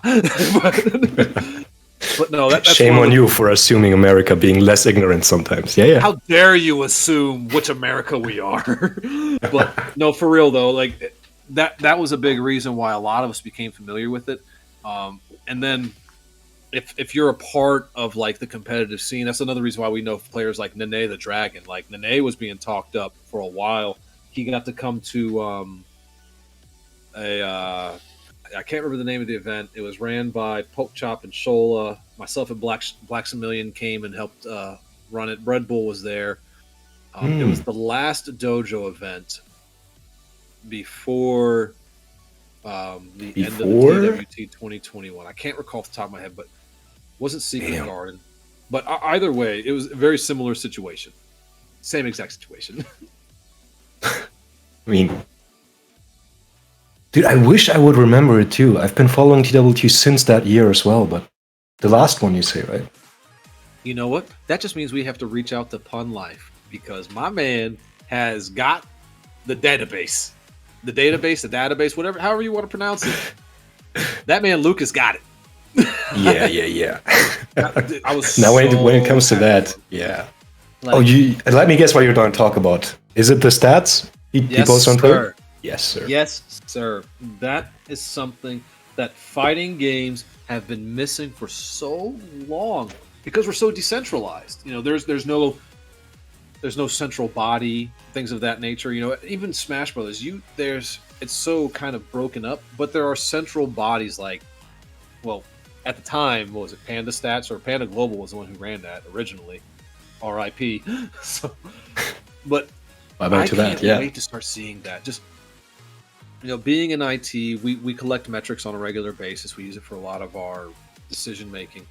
And being someone who loves competition, loves coaching, things of that nature, the more data that you have to help inform your decision making, the better. Like, I cannot wait. I really hope that Harada looks at some of these applications that can be used in terms of data, and not just data. I'm going to go a step further, and I want y'all to know again, my profession is cybersecurity, and this hurts me to have to say, I cannot friggin' wait until we start implementing AI.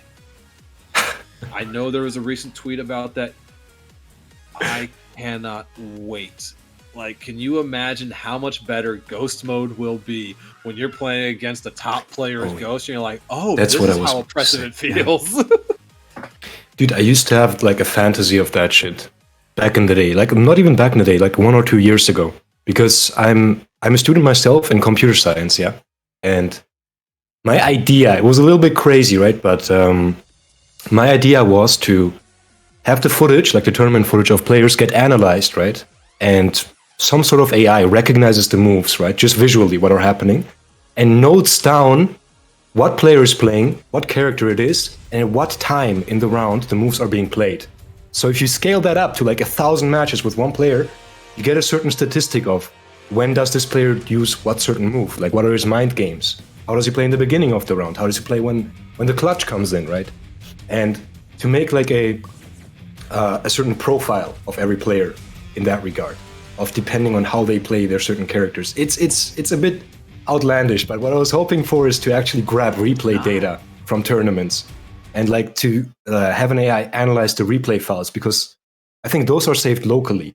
We had a few ideas in other events I've been running, specifically with Band of Brawlers, but never implemented those. But I hope in the future, keyboard AI, like you said it, I hope there's going to be some crazy shit that can be done with that. Not going to lie to you. Dog, I don't think that's a crazy idea at all. I think you are exactly on to where we need to be. Could you imagine if we can, just to export the data to where we see, okay, I want to see life percentages and times, and then, what are some patterns that arise from this? And you can start seeing things like when this player's at half-life, this move is used more often, stuff like that. That is going to help players level up tremendously. As a teaching tool, exactly, dude, yeah. Because, and I think, we talked earlier about that difference in the divide from, like a mid-level to where these two, like two we have on the screen right now, Kaizoku and Sergey, in order to get there are certain aspects of the game that you have to understand and accept to move on to, and there's one of the key aspects that people have a lot of trouble early on figuring out, because there's so much data to take in. There's 40 plus characters, 100 plus moves, for each character. There's a lot to intake. But being able to identify habits, patterns, and etc. from your opponent is so crucial. And being able to have a way to automate that is only going to help people get past that even quicker. Because I think you mentioned earlier, I think it was during one of Kaizoku's matches earlier. It wasn't necessarily in reference to him, but it was just into that mindset in general, where people are going to do what mathematically, this is the wiser option. You know what I mean? Kaizoku, he wants to burn up the floor breaks here. Burn up the floor breaks as quickly as possible so that your character gets to benefit from them rather than your opponents. Round 4. I think we're going to see a lot more of that. I think we're going to see breaking past that next level a little more, because then people will be able to challenge their personal beliefs. The big thing is identifying what the common response is. Does this person sidestep here? Do they duck here? Do they hit buttons here? And just having that initial layer will allow you to the next level of the Yomi that you need. Oh, dude. Ooh. You're exactly right about that. I'm not gonna lie to you, man. I feel like we could talk about this like in a podcast situation, even though we're doing a fucking tournament commentary here. I mean, I was hoping to see that. Yeah. At first I used to feel a little bad about doing stuff like this, but then I realized that most of these players are just restreaming themselves on their own stream. So, what are you gonna do? You're gonna come tag me on Twitter later for giving good advice? Go fuck yourself! Like, we're exactly, dude. Like, come on, man. I apologize, by the way. I've been so good about not saying the F word, both as a parent and on this stream. I'm sorry, Sidney. I'm gonna clean it up a little bit. But I think it's alright. It adds a bit of spice and a bit of character to the commentary, dude. The occasional swearing. Not every time, because then it's just tasteless, but the occasional, like throw it in there, sprinkle it in. Well, sometimes I have to be spicage instead of icage. I like it. Hell yeah. Damn, son. Man's got the rhymes and the fucking spice to go along with it. I like it. I like it. I thought he was stealing it. Oh, it looked like he could have done a little steal around, but no. Sergi Master with a Zafina stays composed and doesn't let anything burn on. Nah, I switched. I flipped up. Doesn't let anything burn is. It's a German saying. Doesn't work in English that much. I'm sorry, Cindy. It does. I'm already intrigued. I want to hear it. What's the reference to? It literally means like he doesn't let anything burn him. Basically, right? Sinju, help me out here, bro. Lässt nichts anbrennen. I got you already. The man can't be tilted. He is unshakable. He is mentally untouchable. Yes. There you go. Yes. Isn't it from cooking? Because you don't let anything burn when cooking. Yeah. So you kind of always take the safe. Like you don't want to take any risks, so you kind of, You're in control. You don't lose control. You don't let the environment, start burning your food. You're like a professional.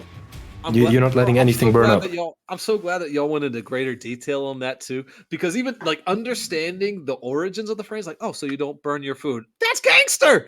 Like, do you realize how many broke ass people burn their food?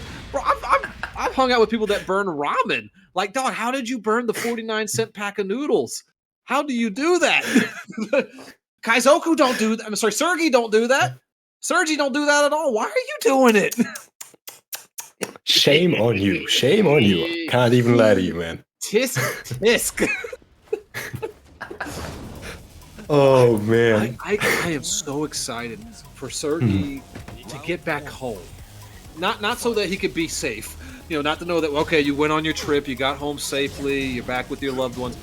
I want to hear his experiences. I want to hear how he's going to communicate this to the South American players. Like, this is what we have to prepare for if we are going to travel to Europe. Because the two best places for South America to travel to right now are the US and the EU. Simple and plain. Well, let me take that back. There is one exception, and I would say that is Brazil with Japan due to, and for those of y'all that aren't up to speed on your world history, Brazil was actually had several consulates from Japan. I don't want to say it was a Japanese colony, so to say, but there's a very large population. In fact, that's why Brazilian Jiu-Jitsu exists. So let's put that out. Dude, damn! The multi-leveled history lesson. So I really want to hear, like, how is he going to describe this, and how is he going to tell his South American brethren and whatever the thread word is for sisters and non-binaries. No offense, I just don't know. I have no idea what they need to do to prepare for the world stage. Because Sergi's I think Sergi is one of the few players outside of Abel that I don't even think Abel's traveled to North America and Europe. As far as I know, not that much. Sergi, not that I don't think Nene's been there either, so I think it's just Sergi. I think just Sergi has been to both, so hearing his perspective is going to be really fun. And I must, oh lord, while we've been talking about this, I think Sergi might close it out with a no-round brown to go along with it here. My bad, Kaizoku. I figure you're good enough to not have to go back to the VODs and listen to what we have to say. No. Sergi is dominating here. There's no way he can lose, and fuck, damn it, the curse didn't work. Yeah, Sergi, master. Damn, son. He's just, hey, no shame in that L. That's one of South America's strongest right there, so. No, these guys know each other pretty well as well, because as a little side note for Sergi here, I'm really glad that he picked out Germany as his main country to stay in for his long stay in Europe, because I must say, out of all the countries in Europe, Germany is one of the most healthiest offline scenes. Like, really? We have so many players coming together. Yes. You remember the clans I mentioned, right? With Zeku and Nino, how they're in my clan. There's millions of clans in Germany. Yes, throughout... Like north, south, east, west. All throughout every corner, literally, in every little state thingy. Everybody has got their own little scenes, but they get together very often in a specific format we call it clan wars, actually, because we got these different clans and they want to duke it out.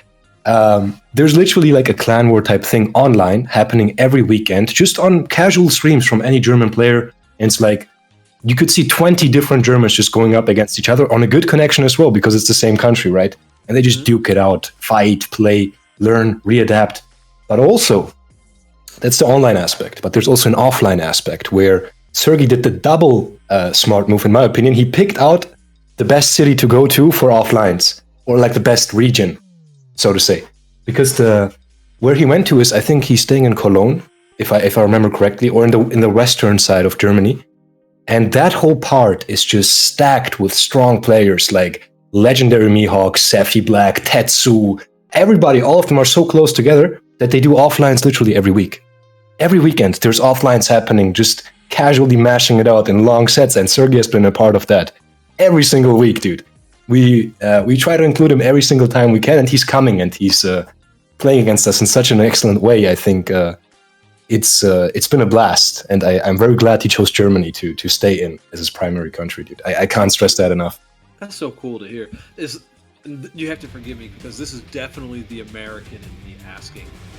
Mm-hmm. How juicy is the drama from those clan battles? Because when I say that now, and at the same time, the part of me that, as a fan of EU Tekken, there's another part of me that's like, don't ask that dumb shit.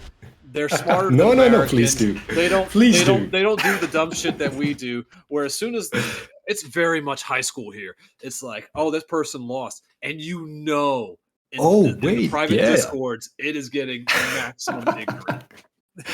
Hey, that's the interesting part, because I don't know how America does it. I would love to know from you how you guys do it, but over here, you remember what I told you about the lions and the gazelles, of how you act in ranked? Mm-hmm. We keep track of that shit, dude. You slip up once, you're in the archives, you're on that blacklist, dude. Everybody knows about you suddenly, That name gets spread out throughout the entire fucking scene.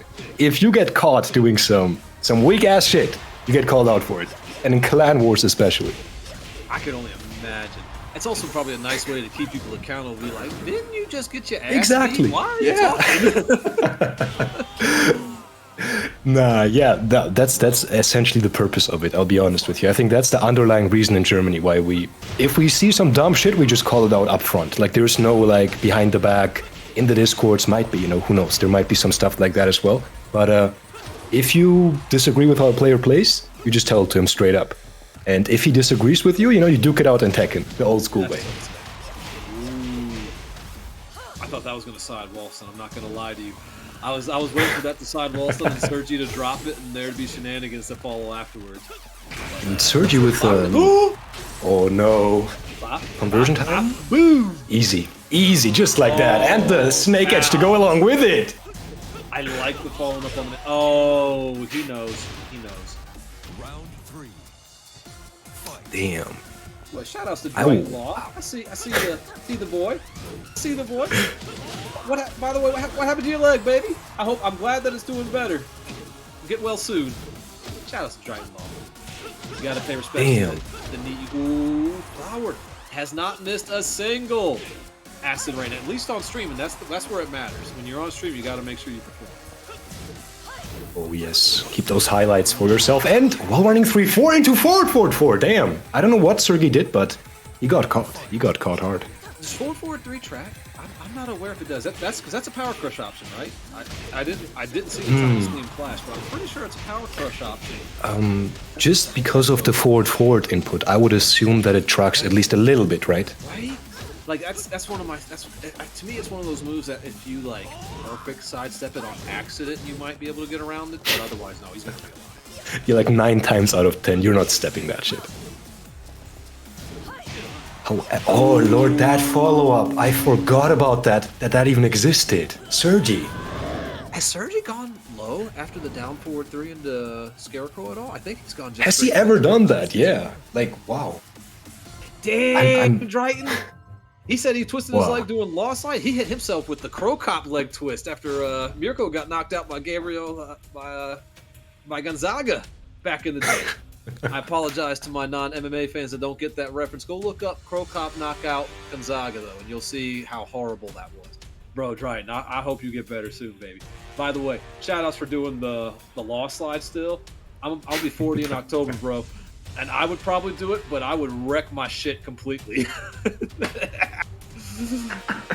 Oh, no, bro, no. I'm gonna get my boy Bacon's Extra be like, all right, Ahmed, film me just sliding across my floor broken here.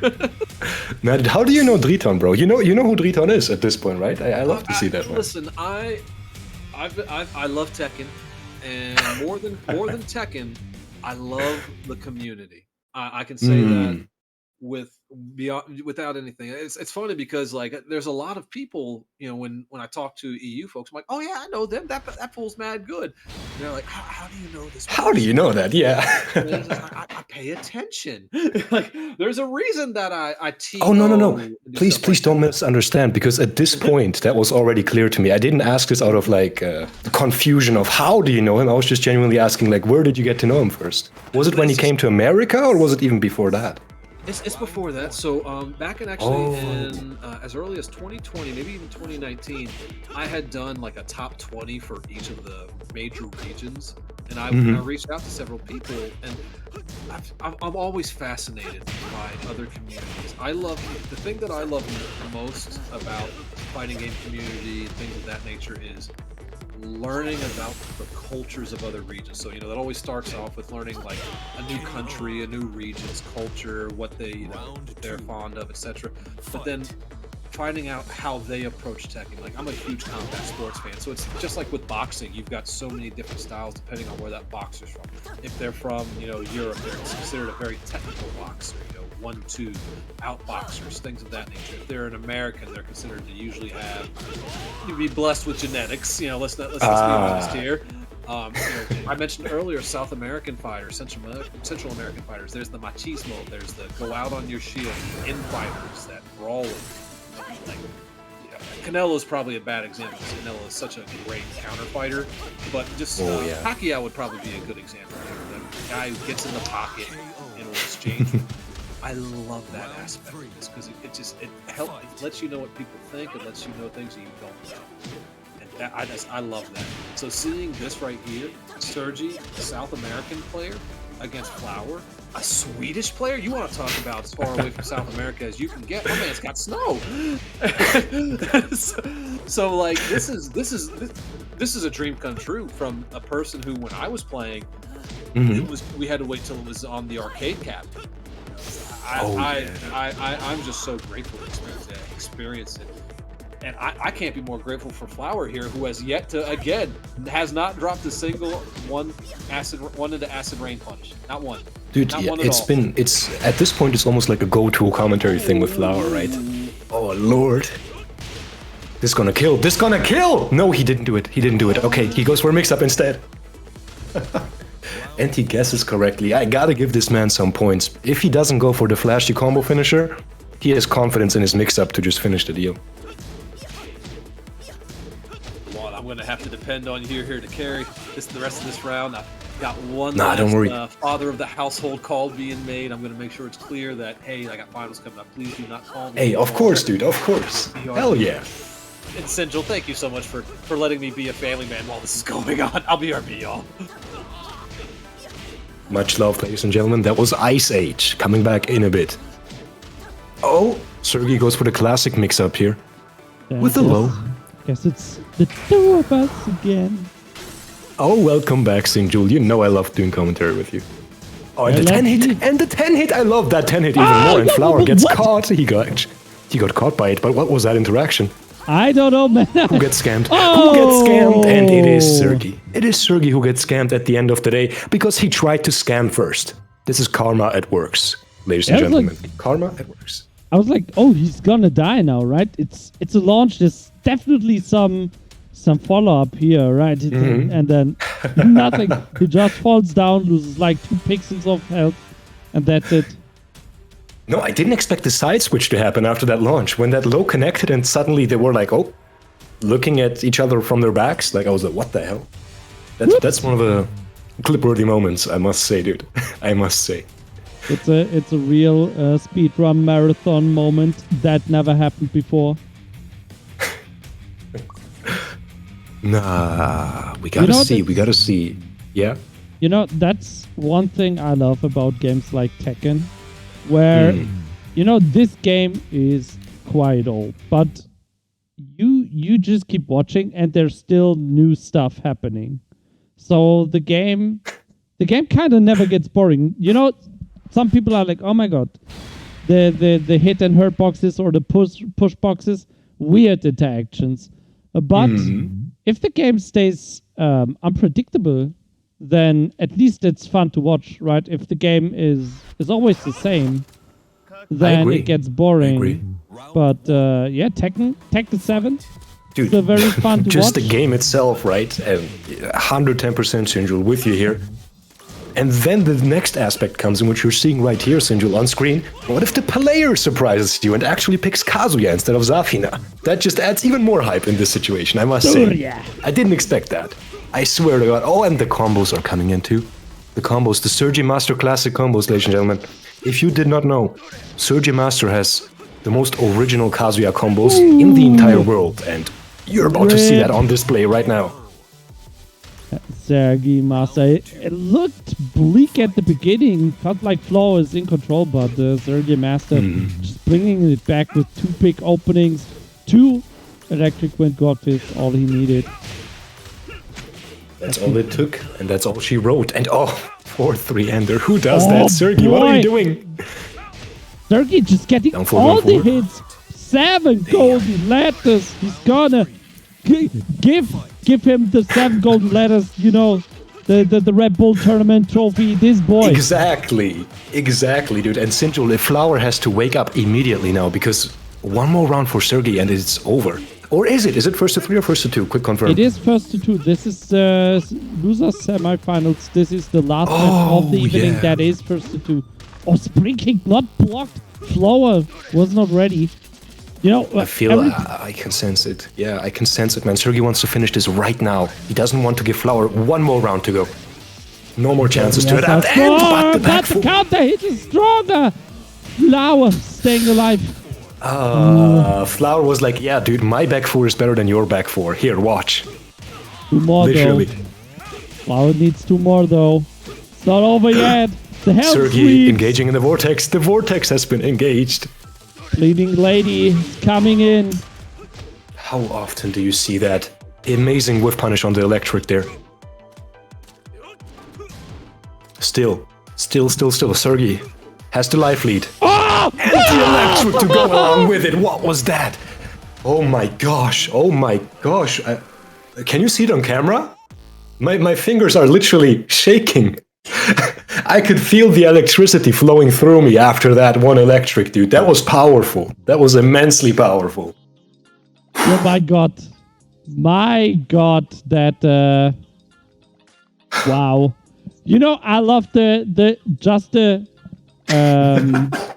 Do you see the camera pixels as well? It's the electricity, I swear to God. Nah. He did not sugarcoat anything. God damn it. Wow. Sergey. Alright, who won? Was it Sergey? Was it Sergey? Yes. It was Sergey, dude. It was Sergey with his Kazuya as well. Oh, he brought the Kaz out. Yep. Sergey! Baby, you saw me leave! Why would you do that? I've been waiting for the Kaz the whole day. God damn, and the way he finished it off too, that last electric is burned into my mind. God damn it. Oh, was it one of those electrics that does real life damage to you instead of just damage Yes, to the character? yes, Oh my exactly God. like that. It wasn't even like it was no fancy whiff punish. It was nothing. He just stood there. He just did the electric so powerfully. I was like, damn, dude. Oh my gosh. I thanked God I didn't have like a pacemaker in my body or some shit like that, because I would be passed out cold right now if I saw that shit. He did the idiot magnet. He did the idiot magnet. He first whiffed the wind fist, and then he was like, yeah, okay, now you tried to punish electric. It's like, welcome to my trap. Yes, sir.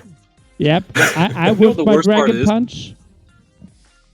I'm doing it again. Yeah, it's funny you mentioned that there, Sinjil, because I absolutely, Mishima players, Bacon's Extra, I see you in chat. Nothing upsets me more when playing against a Mishima than seeing them mess up and get Wind God Fist, and then they immediately electric to prove to themselves that they can still electric, and it hit me. Like, that's the worst feeling in the world. Yes. It's like, dog, why? I swear. Why would you hurt my heart like that? You were I was not feeling good about me. Why would you do that? Nah, I used to love doing that in Tekken Tag too. You know, when generic throws were still, actual throws and not just some fucking quick time interaction for everybody. When I played against Mishimas, what I used to do is I used to just do a regular 2-break. So if it hits, we switch sides. And I was like, okay, I damn well know this guy's gonna hit me with an electric just to prove that he can do the electric on the other side as well, right? And literally that's what you do. You dash in, you duck, he does the electric, and then you get your juicy easy mode damage. And that's that at the end of the day. But yes, Mishima players trying to prove their execution is never gonna get old. I'm gonna give some of the intermediate level players in the chat a piece of advice against Mishimas. If at any point in time you see a Mishima player do a crouching right jab, I want you to immediately hit them with your dumbest high crush possible. Because the moment they whiff that crouching jab, they are at their absolute angriest and are going to electric again because they just messed it up the first time. For the love of God. Like, you want to talk about Brian players, you want to know when to snake edge. If you see crouch right jab from a Mishima, immediately snake edge. I promise you it will hit.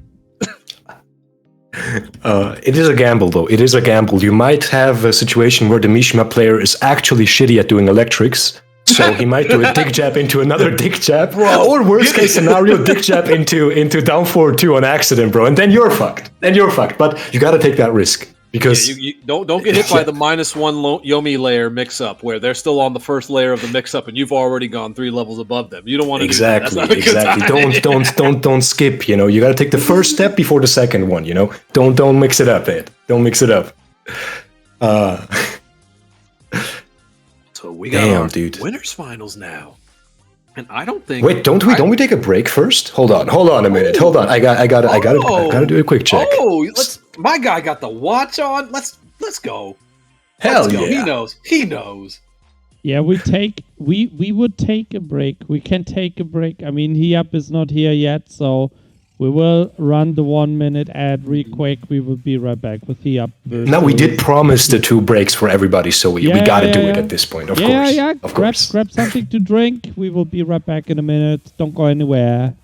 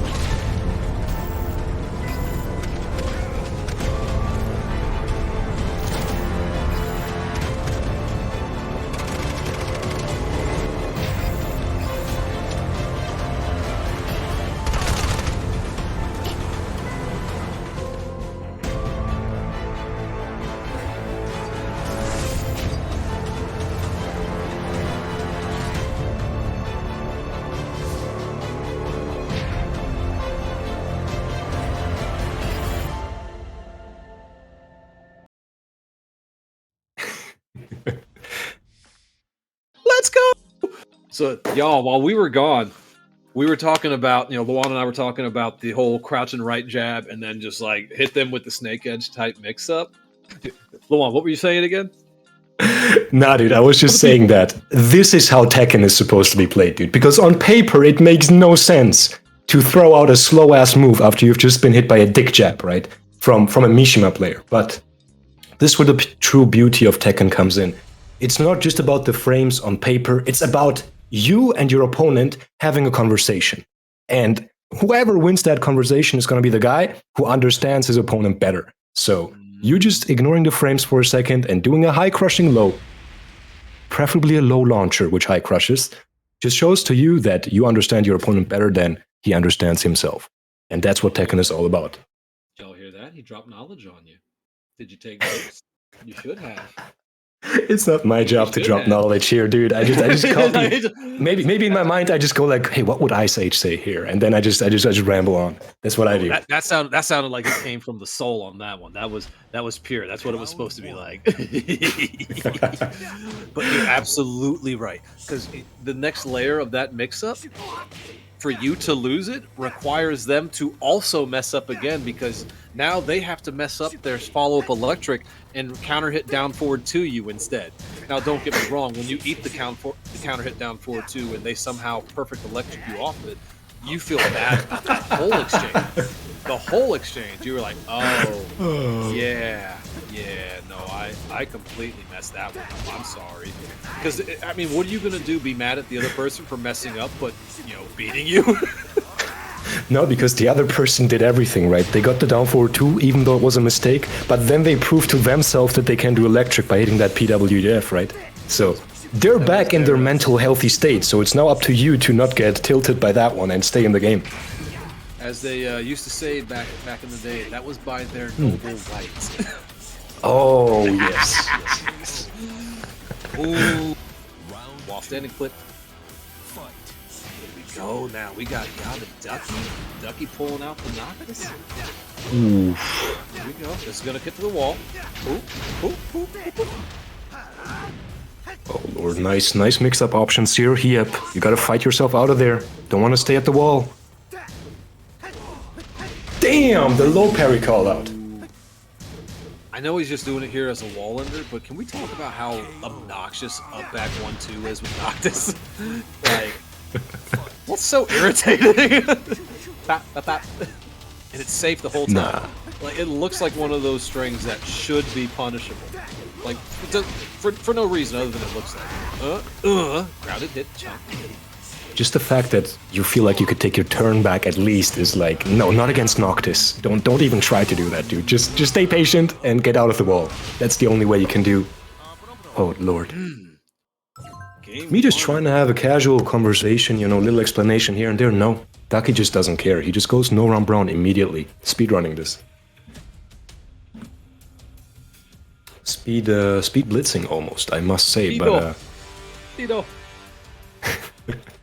but it's a first to 3 now, so Hiep is gonna have plenty of chances to, you know how the script goes, you know, I don't need to mention it every time. He has plenty of chances to adapt, overcome, you know, whatever he needs to do. He has more time at his disposability, whatever the hell, at his hands. Yeah, he has more time on his hands now.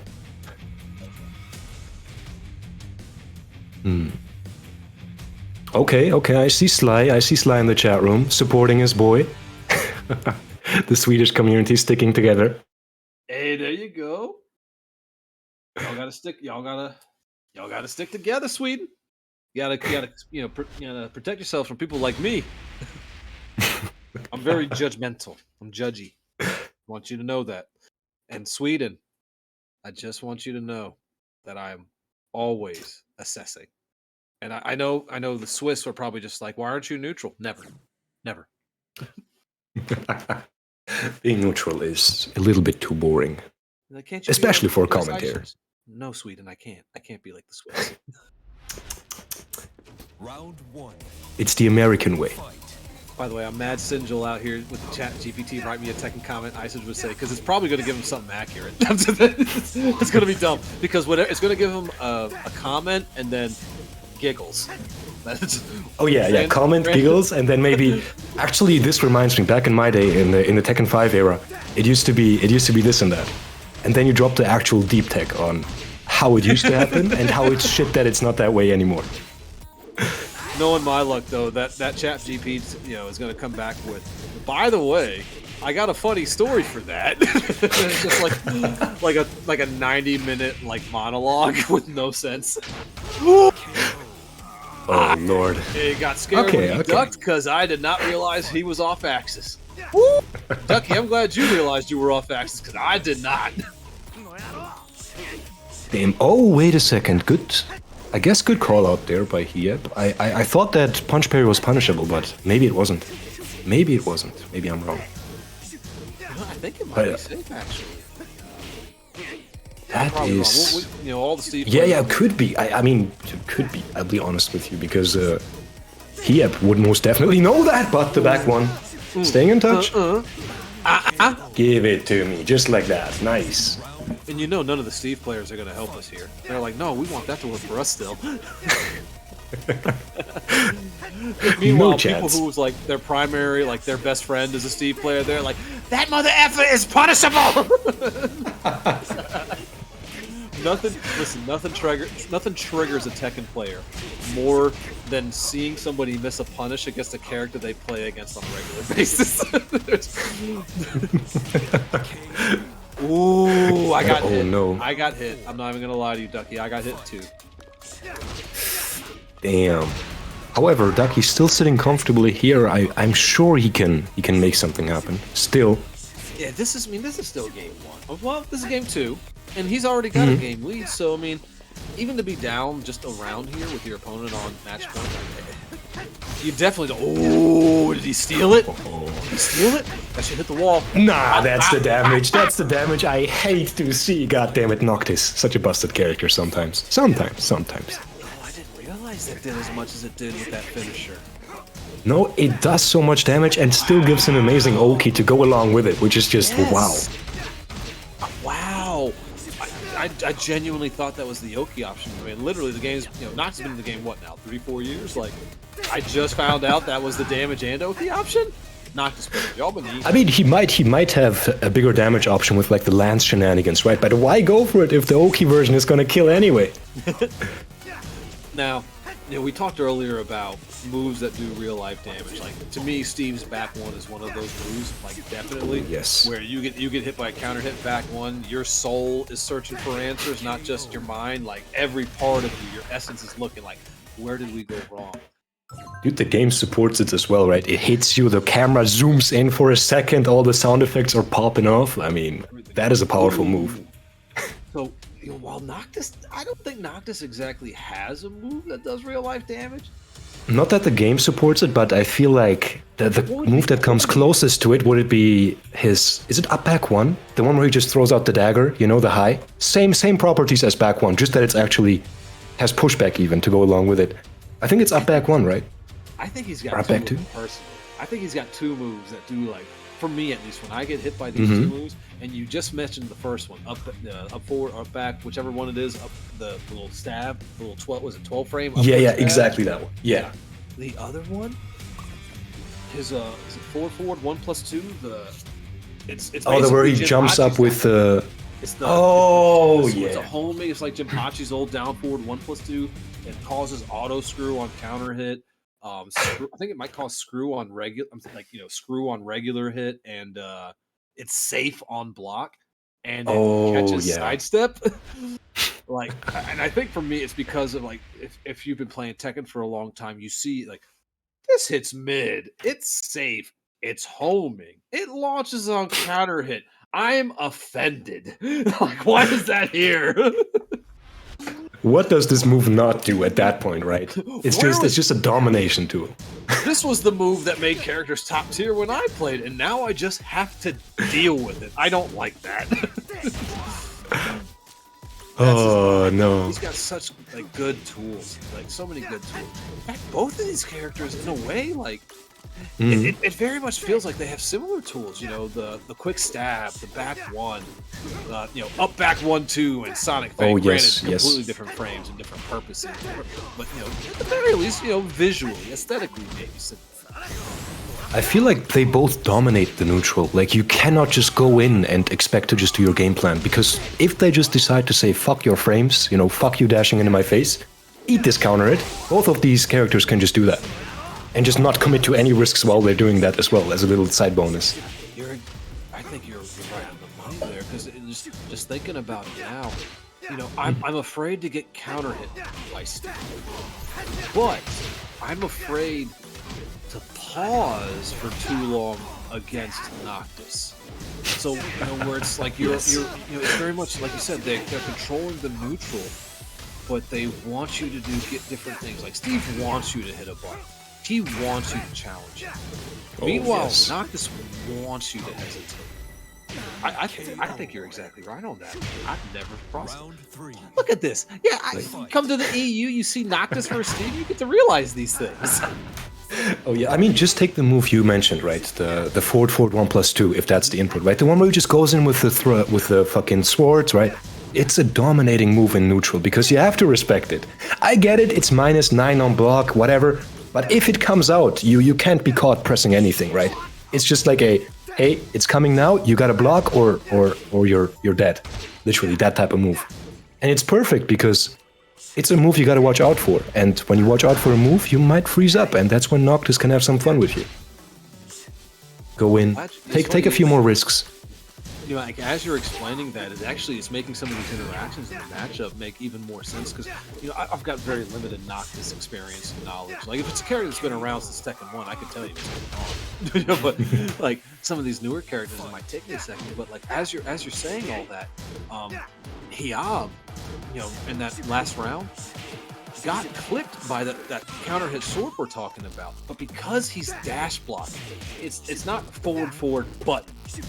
Yeah. Again, at that base level, that Tekken level layer 0, that's what it's. Forward button that tracks in some way, shape, or form. And forward do nothing, got clipped by the counter hit. Now, granted, afterwards, Ducky had absolutely no problem just, you know, fundamentally him to death. Well, maybe not no problem, but he racked up the damage on the pokes pretty quickly afterwards.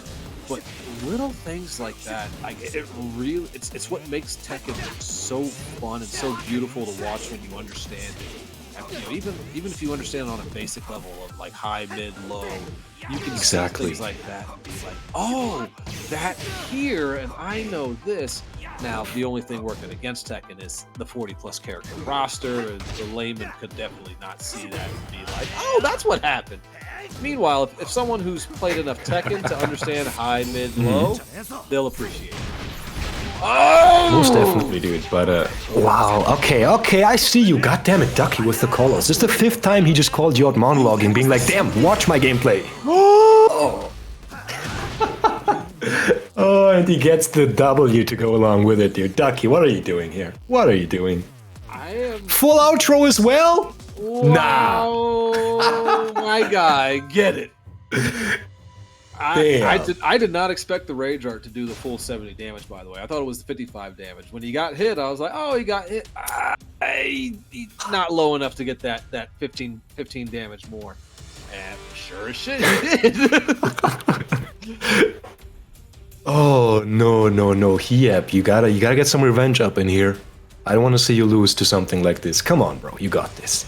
Don't worry about the matchup. Don't worry about the mind games. It's okay, it's alright. Speaking of the mind games and speaking of higher level, let me know what you think about this. Okay. I think Tekken is one of the only fighting games where you are punished for the next level, for the next layer of Yomi, if you will, the next level of mix-up. If you go there before your opponent has, I believe that Tekken is the most punishing game for where you're like, cool, we have gone from floor 1 to floor 2 when your opponent is still on floor 1. Where hitting that next level of the Yomi doesn't condemn your opponent to being helpless if they are not sure of what to do, because if they're still on that level below, you are going to get your ass beat if you're not paying attention. What do you think about that? I'm trying to follow your reasoning here because just the terminology already is very NA, dare I say it, because you guys love to talk in that layer 1, layer 2, layer 3.5, meta version 6 or something like that, but I get the logic behind it, right? So the because purpose behind that, actually, it comes from North American fighting games in general is very much influenced by a piece of literature written by an old Super Street Fighter 2 Turbo player named David Serling. It's called Playing to Win. And back in the day, when you would go to arcades, you would have rules like in this scenario, it's a matchup. It's like, oh, my back's to a wall. You gotta go back to the middle of the stage. You know, we can't fight. Oh, gentleman's rules, like Exactly. Those were what separated scrubs from top-level players in an arcade, because the scrubs would make these made-up rules like, you're not allowed to do that string with Noctis, and you're not allowed to do that afterwards. You know, that made me feel bad about myself, so you can't do it. We have to fight like gentlemen. You know, where we're not offended by anything we do to each other. And that was very much like, no, they suck if they think that. Like, you know, if it's in the game and you can do it, you spent money to play the game. Screw that guy. Do what you need to do. I understand that. Yeah. I can follow that. That's very influential. In fact, folks want to read it. He's got a book up, or you could read the chapters that he basically had way back in the day. We were still on like Usenet newsgroups, which if y'all don't know what that is, that's before message boards and before IRC. So just imagine what that was like. So you know, that was very much where the American mindset comes from, where it's like, okay, well, if you're not doing what it takes to win, you're just trash. Can you tell me the name of that book again? It's called Playing to Win, and that individual's name is David Serling. The last name is spelled Sirlin. Damn. Yeah, Ahmed, I agree, right?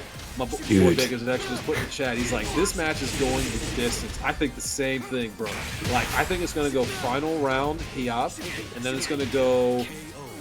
I don't want to say final round in Game 5. I don't want to do that. I think we're going to see a round 4 at least in Game 5. I'm going to put my prop bet on it. I'm going to go to Vegas. I'm going to go to Vegas with that. I'm going to put the bet that the game finishes round 4, Game 5. We'll see how much money I lose. Damn, we have to see. We have to see and find out, dude. I mean, I appreciate you going the original route though, and not just saying, you know, oh, it's gonna be a double Luigi. I can see it coming, you know. Even though, like, no. Let's see what happens first, you know. Let's see what happens. Yeah. I did the Tekken thing. I was like, that's what I want to do, so I know I'm wrong. As a commentator, never say what you actually want, because commentator's curse is gonna hit you real quick with the reality check. You know what? But we got the stream did it first, so we're okay. We can blame it on the stream chat first. We'd be like, stream chat cursed him. Chat curse. But yeah, chat curse hits again. That's a big reason why Americans think that way. Is because that was really what, when you were introduced to playing the game competitively, that's what you came to. Like when you were like, oh cool, hey, I did this combo. The first thing that would happen is, this is before Xbox Live Chat, so it would be most hurtful thing that could be said possible. You suck, and then you would be left to figure out, why do I suck? Capitalism sucks. I'm gonna let you know right now. It sucks. It ain't fun, baby. Deregulated capitalism is brutal. We don't want this problem. Oh wait, hold.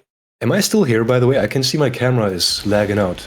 Do you have that? I hear you just fine. At the very least, okay, the audio is perfect. Let me check.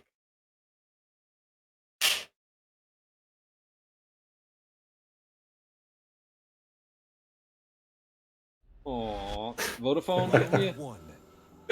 Fight. Yeah, something's getting to us. But while I'm doing this, the context was very important, because on the European side, we do have the same rule. Just, I don't want to say not as deeply, but it's just a simple principle which I heard of when I was starting out in the game. Like, I used to complain a lot when I lost against certain types of playstyles, and I'd be like, damn, this guy is brain dead, annoying, whatever the hell. But one guy told me that if you lose and your opponent manages to annoy you, that guy is doing something right. Because if you manage to mentally touch your opponent like that, you're doing everything correctly. Don't stop doing it. Don't try to, sugarcoat it and be like nice about these things. Especially in tournaments, always play to win. Never imagine your opponent. Doesn't matter if you go way back. It's about the victory right now. Like, just hate him for that first to two, if that's what it takes for you to play at your maximum. Because there's no need to follow these gentleman rules, like you said. It's detrimental almost. And I love how you say that, because in a way you're disrespecting them by adding these blockades, if you will. Like, how are you? Because when you play someone, especially when it's a good match, where you're going back and forth, there's almost this. I'm trying to think of a less severe phrasing for it. It's almost like this, for the lack of a better term, mutual. You know what? The most neutral term I could find for this. There becomes almost a mutual understanding of one another, where you're like you're learning about how good a person, and where, like, if you play someone in a 1st to 5, where it's like almost final round every time, you feel like you know that person and their family. It's almost like I get you. We are connected, brother or sister, or in between, whatever, what have you. We are connected on the spiritual level now. I understand you. And that still happens in fighting games. It's just something I think that you have to experience through combat, where you're not able to waste time judging that individual. Instead, you have to spend time getting to know them. Oh no, most definitely. All of the strongest players are to people who don't know them personally, they always seem like robots, like emotionless robots. And what the hell? Wait a second, what's happening here? Hold on. I've got that sidestep Sonic thing to start off on a set point. I thought there was about to be a whole freight train coming behind it. I was like, oh no, is it coming? But then he's like, no, we're still playing respectful Tekken. I haven't broken him yet. The shell has not cracked completely. By the way, Sinjul, check your Discord DMs, please. So smart from Ducky there, about to finish the gentleman Ooh, final round. I lost my bet, y'all. Vegas took my money. It's actually double Luigi, bro. Wow. Okay. Bop. Here we go. Good block. I really like that, the counter hit option after the duck in, just to try and interrupt them. And I love how Hiab is just had nothing to do with it. What is he doing? Down back to... What's happening here? Wait a second. I mean, was he just laying there on the ground for like 5-10 seconds? Or did I just hallucinate this? Dude, oh man, after that launch I was like, oh my god, if they come back and win this after that, I'm doing that in ranked mode immediately. Seeing if it works for me the same way. Nah. Is that how it's gonna end? I mean, GG's well played. Okay, I see the messages in the chat room, but what happened there? Was that deliberate? Was that on purpose? I don't know, but you know, Ducky, explain yourself right now in the chat room. What was that last interaction? You just tell us that higher level mix up there. Why did you stay on the ground for that long? As the chat is rejoicing, though, he punches that ticket to Grand Finals winner side, baby. Congratulations, man. Hiab. So, ooh. as the German representatives here, how just I'm not even going to frame the question. What would be the general reaction to Hiab winning the whole thing? I'll be honest with you. I'd be happy for him. Oh, wait, I'd be very happy for him. Is Hiab Sweden or German? Oh no, Hiab himself is from Sweden. Yes. Oh, but if you thought he was from no, don't worry about that. I did. And then I saw the chat and I was like, oh, I just made a complete asshole of myself, so let me correct real quick. No. Germans and the Swedish people, we got a special bond. You can say that, dude. We're all semi-Nordic, German. Is that y'all's Canada? All connected. Y'all have a Canada? Aww. No, are y'all's Canadians are as fun as ours? No. I love our Canadians now. Look, Canada's precious. That's the part of America that it doesn't quite have the problems we have, but it does. They just don't know it. They try to do it the European way. They give it a good shot. I respect that. As a European, of course. As an American, you can see that however you like. But I'm like, damn. I see a little bit of Europe in you, Canada. I respect that. I like what I'm seeing. I think that might be especially the French Canadian part. I think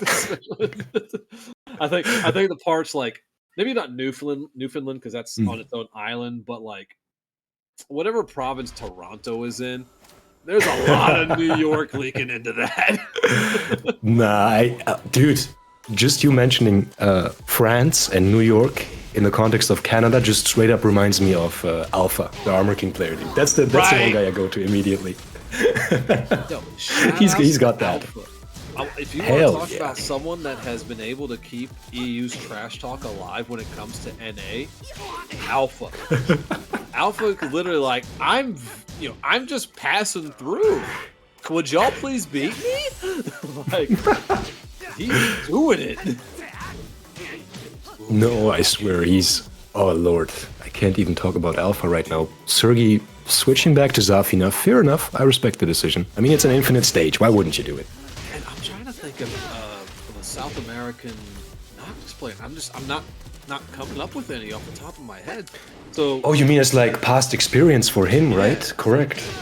Because I mean, especially when you're at the level that Sergey is at, very like with Sephi Black, Tetsu, all those guys. When you hit that certain level, it's not just like. You can play another character in the tournament and you're doing it because you don't want to give away stuff with your main. At that point, it's I'm playing this other character in tournament because I'm bored otherwise. Oh yeah. So the fact that he's at this point and he felt pressured enough to bring out the Kaz when at least when I've seen him he hasn't brought out the Kaz unless it's been an offline event. He's still rocking the Zafina, so very curious. I'm very curious to see if he switches the Kaz if the pressure will do that again. Yes, sir, most definitely. If he, it so deems. We just have to find out. I feel like it all depends on how Ducky's gonna play in this situation, right?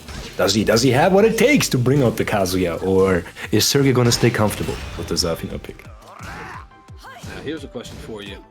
And What Momo, I understand you're not speaking for Momo Dog. What? If it's gonna be a comparison between Ducky and Momo, I can answer that very easily. Not even that. I just want to ask you.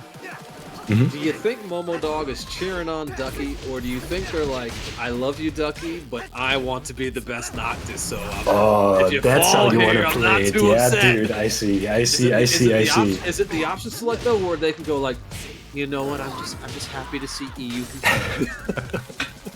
No, most definitely. I think we have adopted Sergey Master into Germany, so we're all rooting for Sergey in this situation. That's what I would imagine. I love that. That. To be honest, I wasn't expecting that answer. I wasn't even considering that answer, and you gave me the S+++ answer. So the Germany, mental mix-ups with me are you never know what's coming. Listen, Germany, I don't care what the UK says, and I don't care what Paris says. I'm a pull for y'all. I'm a Erdalista, Drayton. Hell yeah! Who's my Gigas brethren? DRB. J-Frame. There's a guy called J-Frame. Yeah. My boy J-Frame, I got to run into him. He was, because he was a little pocket Hercules dude too. He was like 5'8", but I go to the gym. Pocket and I was like, all right, my Hercules. guy, okay, baby, okay, Mighty Mouse, let's go. So I got nothing but love. And also, my mother-in-law is from Germany, from Germany. Oh, dude. So she was like. I think she was born in 42, came over in 48 at 6 years old, and got the type of childhood upbringing in the U.S. that you can imagine a child in that time frame probably had to deal with. Well, I got nothing but love for Deutschland. And let me tell you, dude, I didn't know you go way back like that, bro. This is actually amazing. This warms my heart, man. Come to Germany, Ice Age. God damn it, we'll treat you well. 1, 2, 3, 4, 5, 6, 7, 8, 9, 10. Let's go.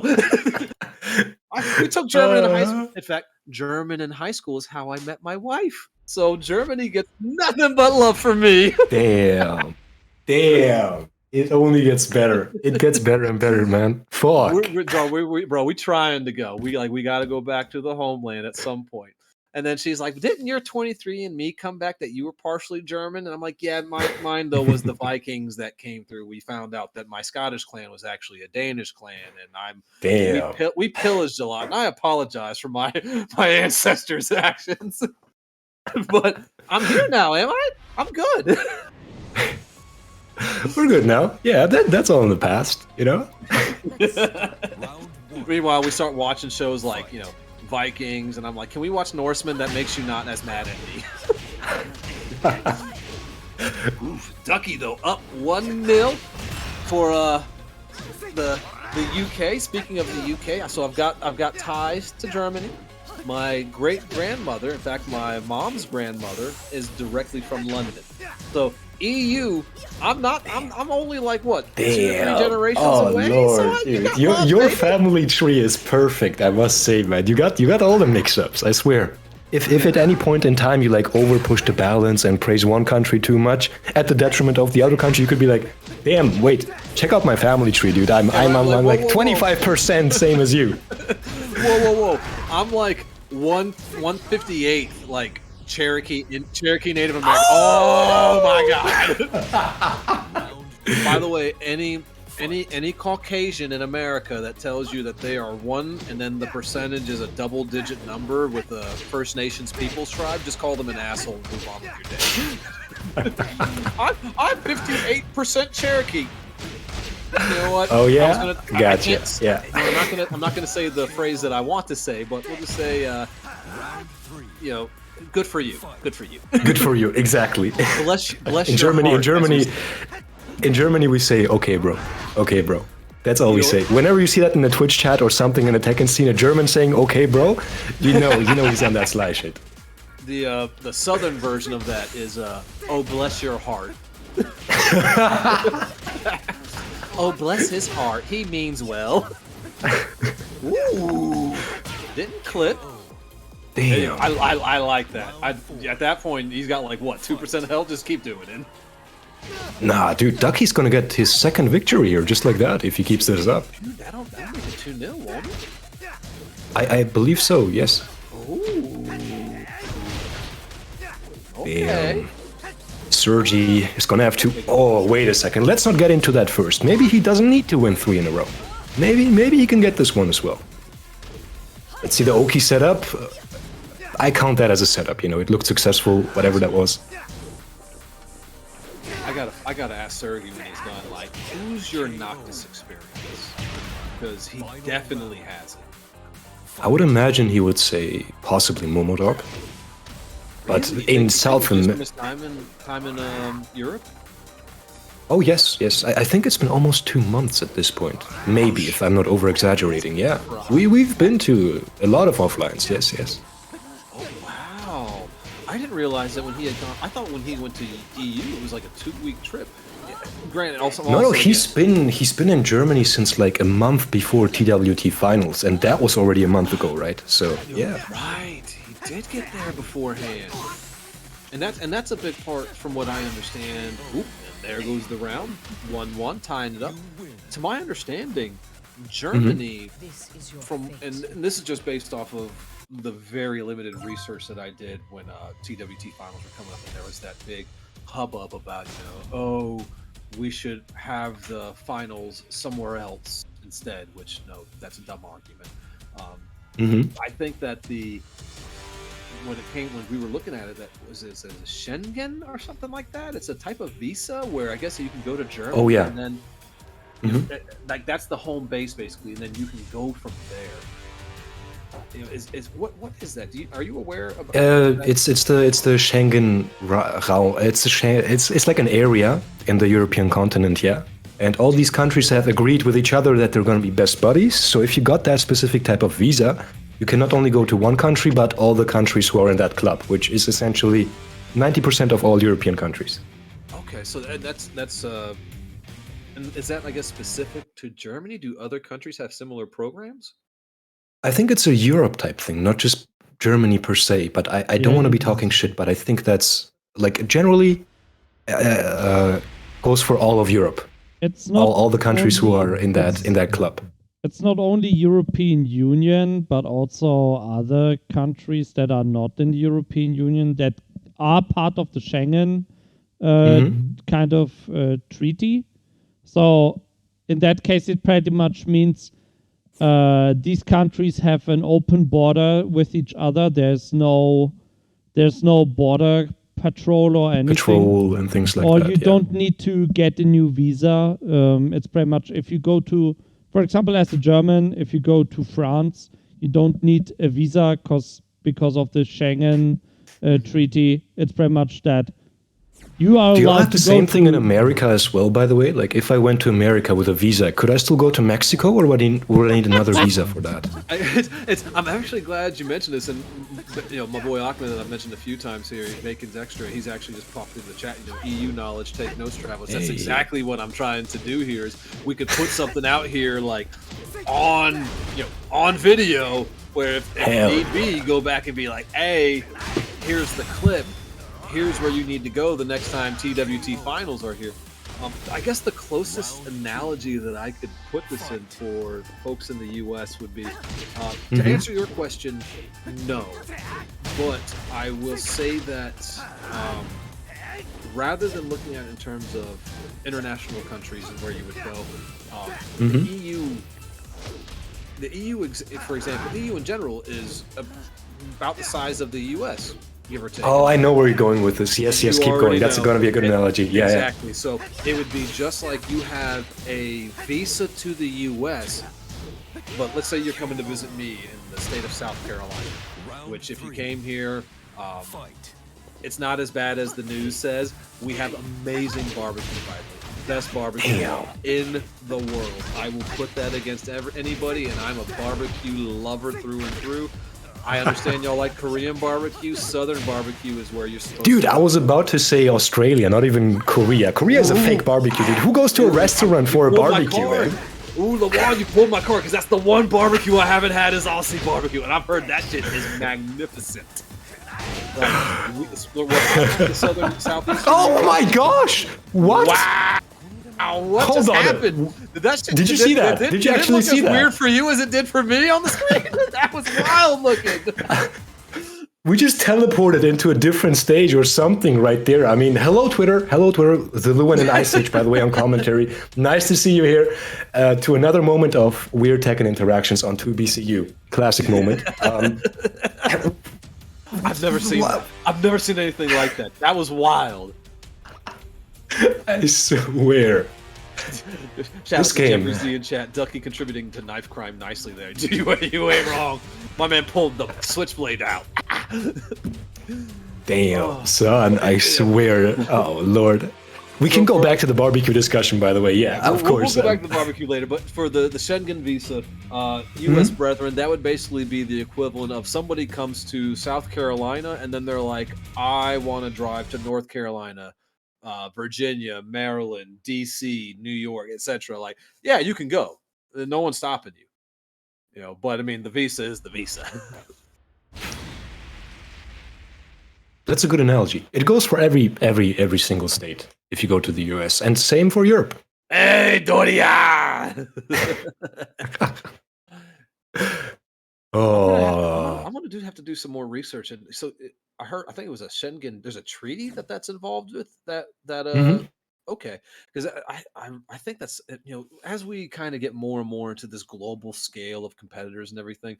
Unfortunately, the truth of the matter is we have to look at international politics and even local politics. For example, like in Florida, there's currently a bill that trans kids could essentially be kidnapped by the state. So I've made comments earlier about people talking about. I know, yeah. You know, changing the venue for TWT finals to Dubai, which ethically to even suggest that is reprehensible. You know, it feels a bit iffy, yeah. Yeah, but in the same, so we should have it in the U.S. and I'll be the first American to be like, not in Florida. So, I mean, no, you already risking the Gators. Now you got to risk the government. Oh Ducky my goes, gosh, I'm gonna dude! risk that and get the round. Yeah, I mean, talk about getting risky in this situation. Ooh, I love the empty roll in the demo, man. I love that. Nah, I love that mix. It's so dirty. Sergi, man, talk about getting risky, dude. I want to see that vortex in action, please. Please. Ooh, okay. We've seen this before. It's okay. It's all right. Getting scammed. All right, so the roll is tech crouching. I understand. I see. Nice to know for next time. Yeah. Listen, that wall combo there. Do y'all remember Tekken 7 Vanilla? After the 1+2 on the, instead of doing 1+2 on the wall, he would just do instant wall standing 4. Oh yeah. And then you had the rawest of 50-50s to deal with. Like, Kazuya players, I'm so sorry for those of y'all that were watching stuff in the arcade and then when the console version came and it was patched out. But man, Kaz was on another level when he had that combo. Nah, literally. Oh, that's amazing. Excellent call out. The Sergi classic. Love to see it. Beautiful. Getting aggressive here. I see. Sergi says these are people that have played against Rukang's mob too many times. They're gonna duck the hell sweep. The conditioning has already been done, but not by me. I love that Ducky went for the down forward too after 4-4-4 under there, just in case that Sorgi had tried to go the other way. Even though, because I mean, he rolled to avoid it, great, you know, but Ducky was fine. He whiffed, everything was okay. Stay calm, collected, cool. So Ducky's sitting here on set point. Boom! Hell sweep 1. And you just finish the jab punish. I gotta ask. Sergi, oh lord, these electrics! Fuck.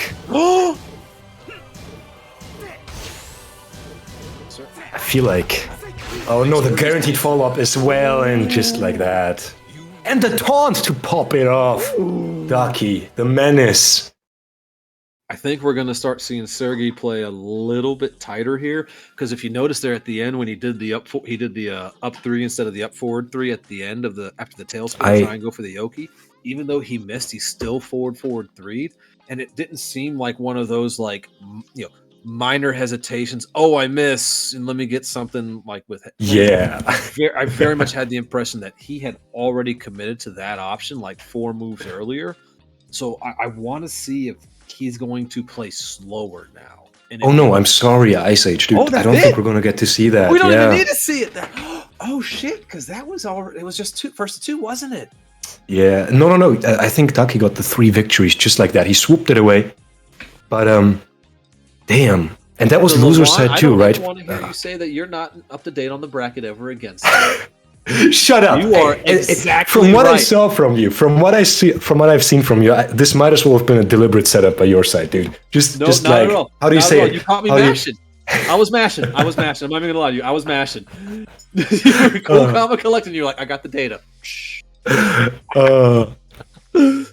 That was an amazing softball pitch here by Ice Age, showing you how it's done, whenever you want to raise the confidence of your commentary partner, throw them a little light pitch, something easy so they can show off their knowledge as well. Listen, I've seen some nice girls pitching softball, and I couldn't hit that either. They got shoulders bigger than me. I'm not messing with that. Hey, Suri, I'm gonna hit you up though after this, baby. I gotta talk to you about I want to know your experiences, bro. Like, I gotta hear about this because I know EU's gonna want to hear. Hey, were we good hosts? And I gotta hear, just as like a fellow Americana, like, hey, baby, was the food as good as I'm thinking it was? The food was as good as I was thinking it was, right? The food was banging. That's what the Tekken was good. That's great, but how was the food? Get the deets, get the cultural info, the deep tech. So, what's the one dish? If you were have to pick for him, not just German, but if he's in the EU, what's the one dish that you're like, you're eating this before you go home? There's no option. Damn, we got some bussin' street food up in here, especially in Germany, but in Europe in general, dude. I can't lie to you. Now I know Lucky's gonna say that down forward 2 again. He's like, please eat this as many times as you will. So when you say when you say street food, so is it going to be? Do you know what a shawarma is? I can get to details immediately. Look, and imagine the best shawarma you've eaten in America, dude. Imagine like butter chicken, whatever, all the good sauces. Take that times 1 million in Germany. That's all I can say, dude. Everything in here is. That's cheating. It's cheating. I just want you Why? to know. Why? Why is it cheating? Cheating? Because why? no matter where you go, shawarma is immediate like top 3 food. Top 3. Like, we're not talking top 5 anymore. We're like, no, we've secured greatness. Where is it at? Shawarma? Yeah, I know, asshole. Give me that. No, I respect it though, because listen, like, street, food, what is it called? Food truck, street car, street food, like shawarma. There's another level of love put into that shawarma that you can taste. And I'm saying this because I like to keep it casual friendly, like there's specific tastes in Germany where the food is like very, very, it has a strong taste, might not be appealing to anybody. Really? I'm talking about the traditional German food here, like the stuff they serve in restaurants, like blood sausage. Is that a correct translation, Sinjun?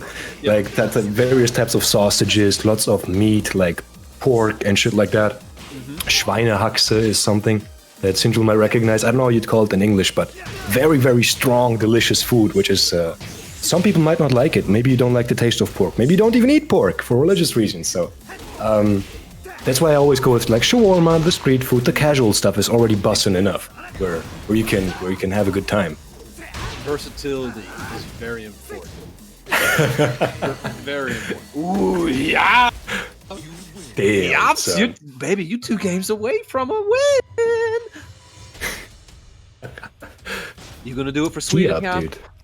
I mean, it's going to be a long journey, first of all, right, for Ducky. He's going to have to make that reset happen because we're already in grand finals here, aren't we? And we just... Damn. So the pressure is up on Ducky. We know the script, whatever's happening here in every grand finals.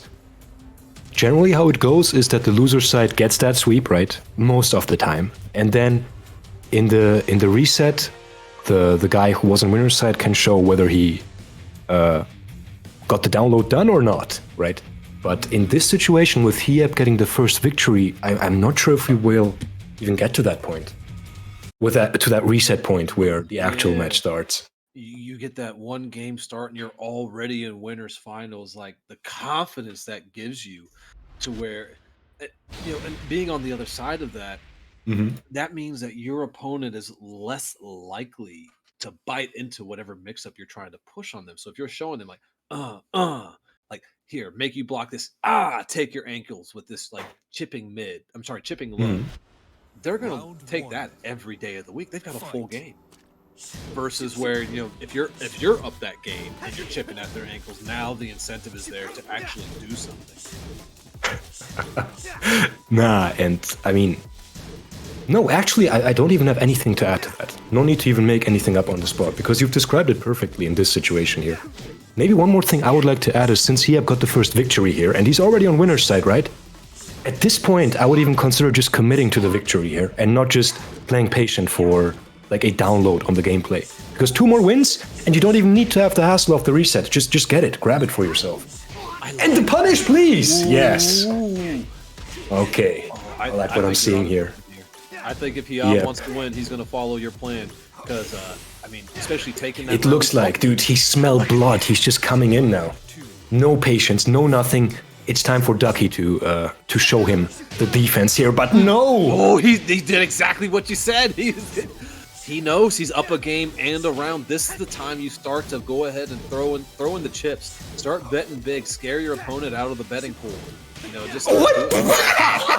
Steve doing hop kicks. Hieb knows.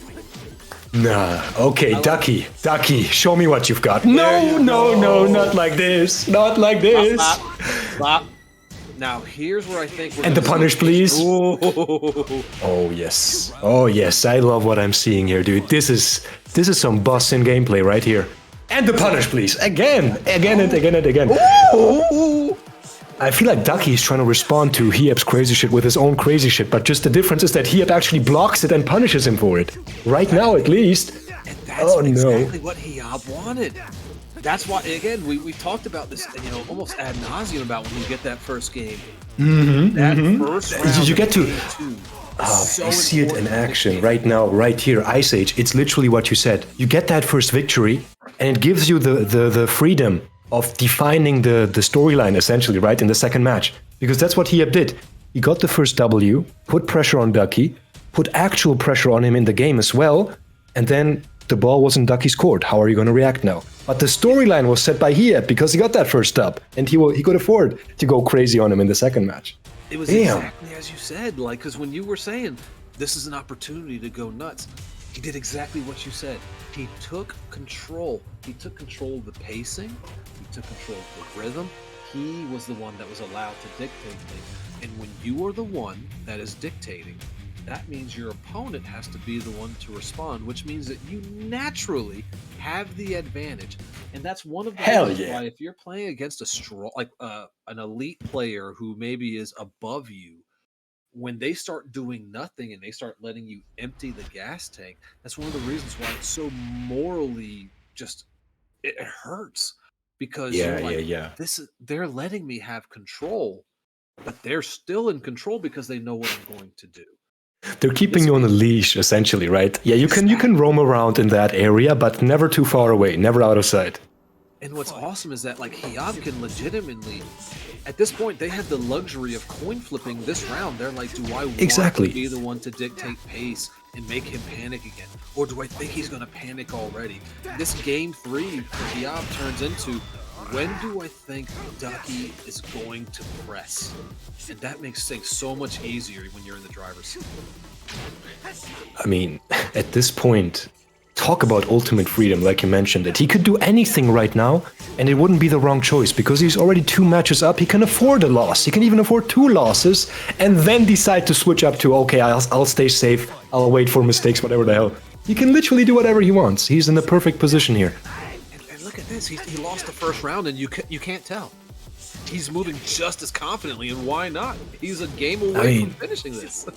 I mean, now what I'm curious about is seeing the game through Ducky's eyes. Like, being in that position is already demoralizing enough. So how do you gather the strength to make the comeback happen? I guess you just gotta grit your teeth and go through it, like Ducky's doing right now. Yeah, you really do, because at this point, it's really round by round. You have to go round to round, and you can't think about the next round. You really have to. You can't even go round to round. It's literally sequence to sequence at this point. Stay in the moment. Like, don't lose yourself. Exactly. Being present, you know, it's. And I'm not going to get on a soapbox here. We're in grand finals. I'm going to be a little more. But I will say this: that something that players in general, there is a common thread that unites the community, and that is that the vast majority of us are not mentally well.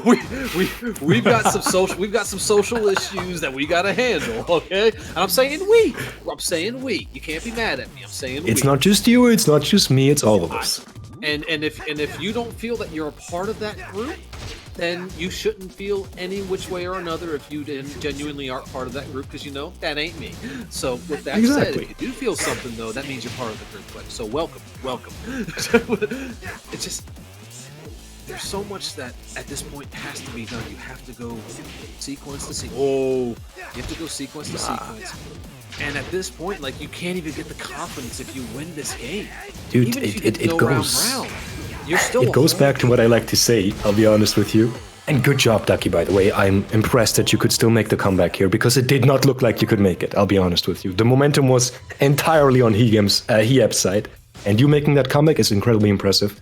But what I want to say is Tekken is literally like real life.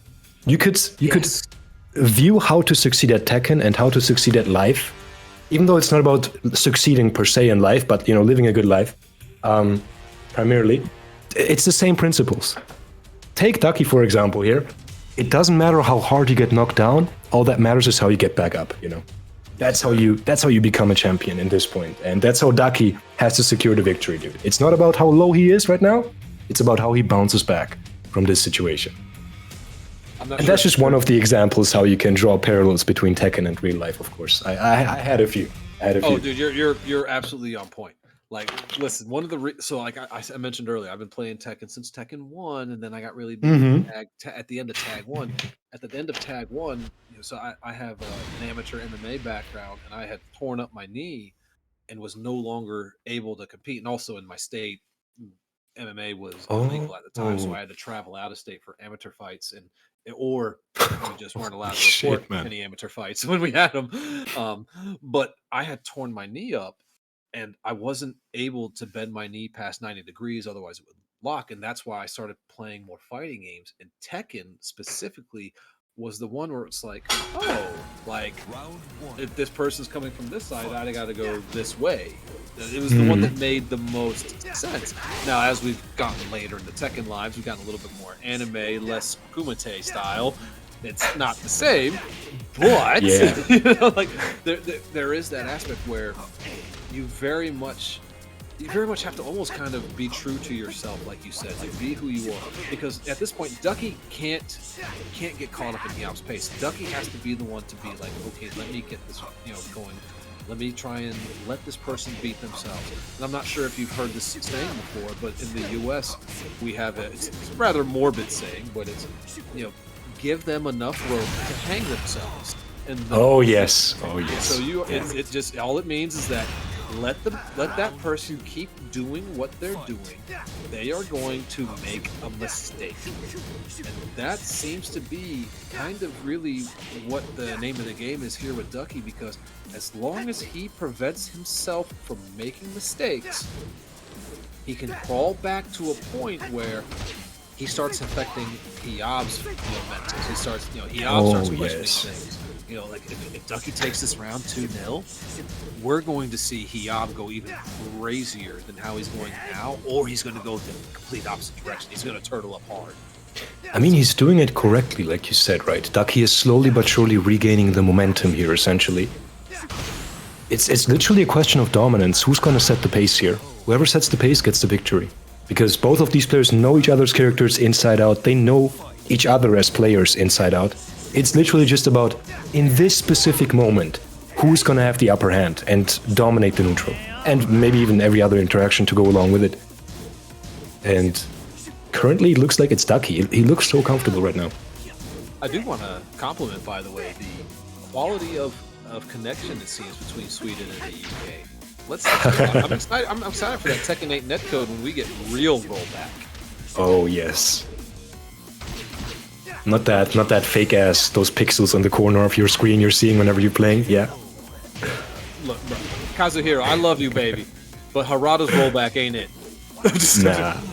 I'm gonna call you what your mama called you on that one. Let's go. But dude, as you were okay. I wasn't even sure if Steve had enough frames to do something there, but he had, proving me wrong. I like how he went for that higher level mix up there. I mean, he ended up getting the sidewall there because, you know, again, sidewall, give it, sidewall, take it. Ducky was smart, sidestep there. That duck was sick. But still, I mean, one more poke to finish it out. I feel like Ducky... Oh! That was the deciding moment. I'm calling it out right now. Hiab might take this immediately. That down forward 2 being blocked was Ducky's essential timing for the comeback, and Hiab looks like he read through that. So let's see what happens now. I'm interested. One more point for Hiab and he's done. One more point for Ducky and he can live on, but... Viewers, I hope you're watching as intently as I am, because as soon as he said that, I locked in. I'm like, he knows. No! He had the call out! He had the call out, but it didn't work. Oh my goodness. Nah. Oh! Nah. Ducky. I've been meaning to ask, what is the point of Knock This Back 2? And I'm finally starting to figure it out. It's frames. It's like mofo, I hit you with lightning. What do you mean? What's the purpose of this move? I swear that was some high-level gunpoint robbery right there. Damn. My man had on his baklava. I ain't talking the delicious treat. Nah, he had looked like he had the timing down for Ducky, but Ducky coming in clutch with the Noctis shenanigans of teleporting away after finishing the string or doing this and that.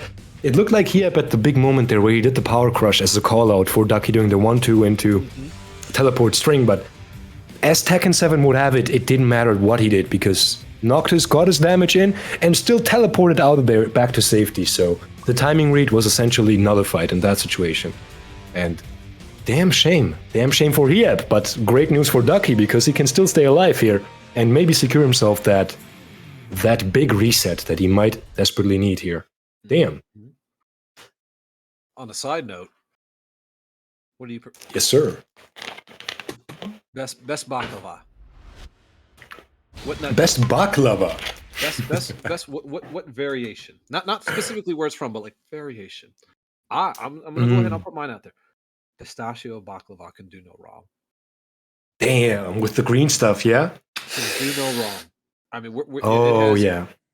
We talked earlier about prod armor. My man got it all day, dude.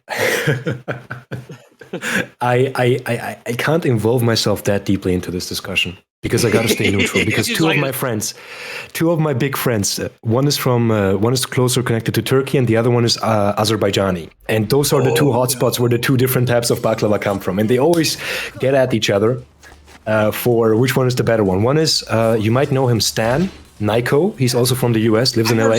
Yeah. He's a connoisseur for the Azerbaijani variation, and the other one is Dombali Maimoon, the Marduk player, the new prodigy. I met Stan at Combo Breaker. Oh, really? Yeah, I got to run that Combo Breaker. Tall, skinny cat, right? Yeah, the big guy. We talked for a minute. He was good people. I've really enjoyed him. He was good. Yeah, they're always at each other's throats about like which baklava variation is the actual meta, which one is trash, and I'm like, guys, because I'm even geographically, I'm in the middle between these two countries because I live in Germany, but my family comes from Georgia, like the actual little country Georgia. It's a small country in the east of Europe, and it's literally in between these two countries as well. So I'm like, oh no! All right, Yep. All right, I'll shut up. Fair enough, Yep. With the call out, getting the great, the other golden letters. I'll just say this. Yes, please go ahead. In response to what you said, that man Marav, I don't know how to pronounce his last name. Valishvi, the dude that just beat Peter Yan's ass 5 straight rounds from Georgia. Okay, you know what's up. You know the script. Yeah. My man has that. I've never seen a cardio tank that deep in my life. Oh, I hope he makes it far because he's the first Georgian I've seen with an actual, like, he looks more Irish than Georgian almost, right? He has a red beard for some reason, dude. Never seen that before. After that performance, Aljamain owes it to him to go up a weight class and be like, I'm sorry, Marab, this is your belt. I shouldn't have been here. Like, you're too good of a human being for me to have this. God, pressed he up. My man. Oh, ladies and gentlemen. Yes, sir. Yes, Ducky. sir. I might as well say it, man. Ducky. Work on something here. Do something. Oh, no. Oh, no. Okay, I feel like each and every point of damage Yep is going to do in this round is going to add to my stress levels, but Ducky doesn't care. Doesn't matter. Stays composed. What a jab. What a jab interrupt. Just staying... I don't know how to say it in the driver's seat. Yeah, he's in the driver's seat right now. Yep. Yeah, Hiab, you've got to play safe from here on out because he's not going to be scared. He's doing something all right. I mean, nah. Hiab, he ain't scared. Okay. He ain't scared, Hiab. He ain't scared. You're gonna have to outpoke him. Oh, I guess so. I mean, that's not how you do it, good sir. Most definitely not. With the way Ducky is playing. Ducky playing godlike right now. Yeah, I was gonna say you're gonna have to treat him like an outfighter at this point. But why would you? He's got no reason to approach. Nah, what is this? What are these ducks? What are these ducks? Ducky would be one more golden letter away from finishing this whole thing. Actually, that might have been the tournament. I know he had 2 already. He might have had a 3rd. I'm just saying. Nah. Most definitely, I think. Ducky. How did he duck the highs and the lows and everything that last round? It felt like Ducky was going Ultra Instinct there. That was amazing. Hiab has to be shook because, like, when someone plays that confidently, yeah, they're a round away from losing, and instead of getting more scared, they're more daring. You have to completely reset the way you process things. And then you gotta hope that they're not gonna reset how they approach the end of a match next time. Like, okay, he's gonna get crazy when he's low on life. Oh no, I hesitated and got just effed on for it. No, I mean, talk about like one of the better ways to get that reset going, because with a performance like that, I can't imagine any more mental damage being done to Hiab. Like possibly a no-round Brown or like a God match, 3 perfects for the reset. But those are two, like, those are two imaginary of scenarios. But a victory like that, last round being perfect, and getting called out on so hard on your stomps is too crazy. It's too crazy. From what you know of Hiab, like how strong are his mentals? Like how do you expect him to respond to that from what just happened? It's hard to say because Hiab is a bit of a new cat in the scene from what I know, and Ducky is the more experienced out of these two. That's what I can tell you. So already I feel like it's a bit of a... Yeah, you got that one right. Yeah, it could be a scenario of just... Maybe the lack of experience is going to come in here for Hiab.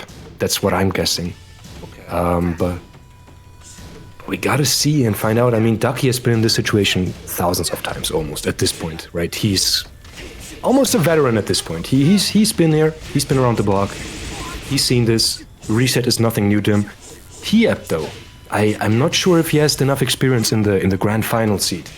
Like, it's so funny watching this round play out the way it has, after the way you kind of possess that, because I mean, literally, he proving me wrong, right?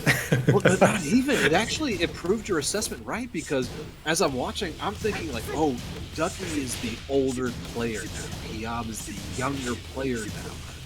And the way Hiyab is playing is very much like a younger player, and I was basing that just off of those early dash blocks, because the timing of those dash blocks in the very beginning were a lot more. They were I don't want to say sporadic, because that would say that it was like different timing.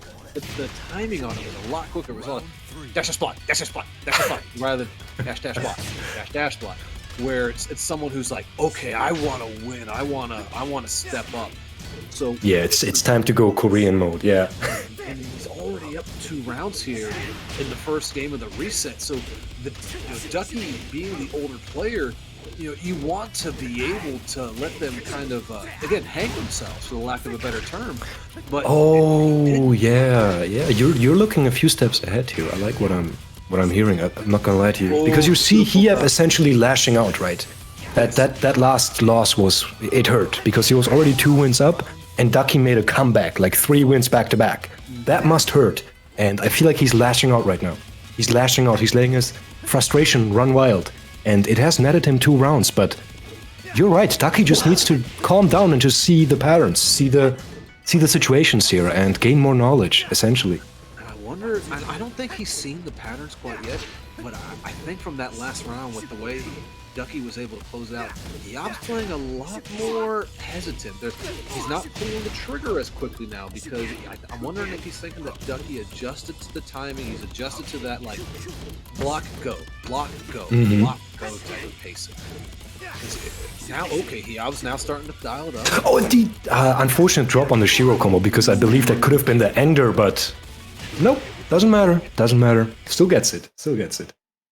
I think Hiyab's going to come into this game 2 here in the reset. I think he's going to come in with that same pacing, because he's already got, again, we've preached again and again about the importance of, after game 1, round 1 of game 2 is in my opinion, that is the round that literally dictates the entire set.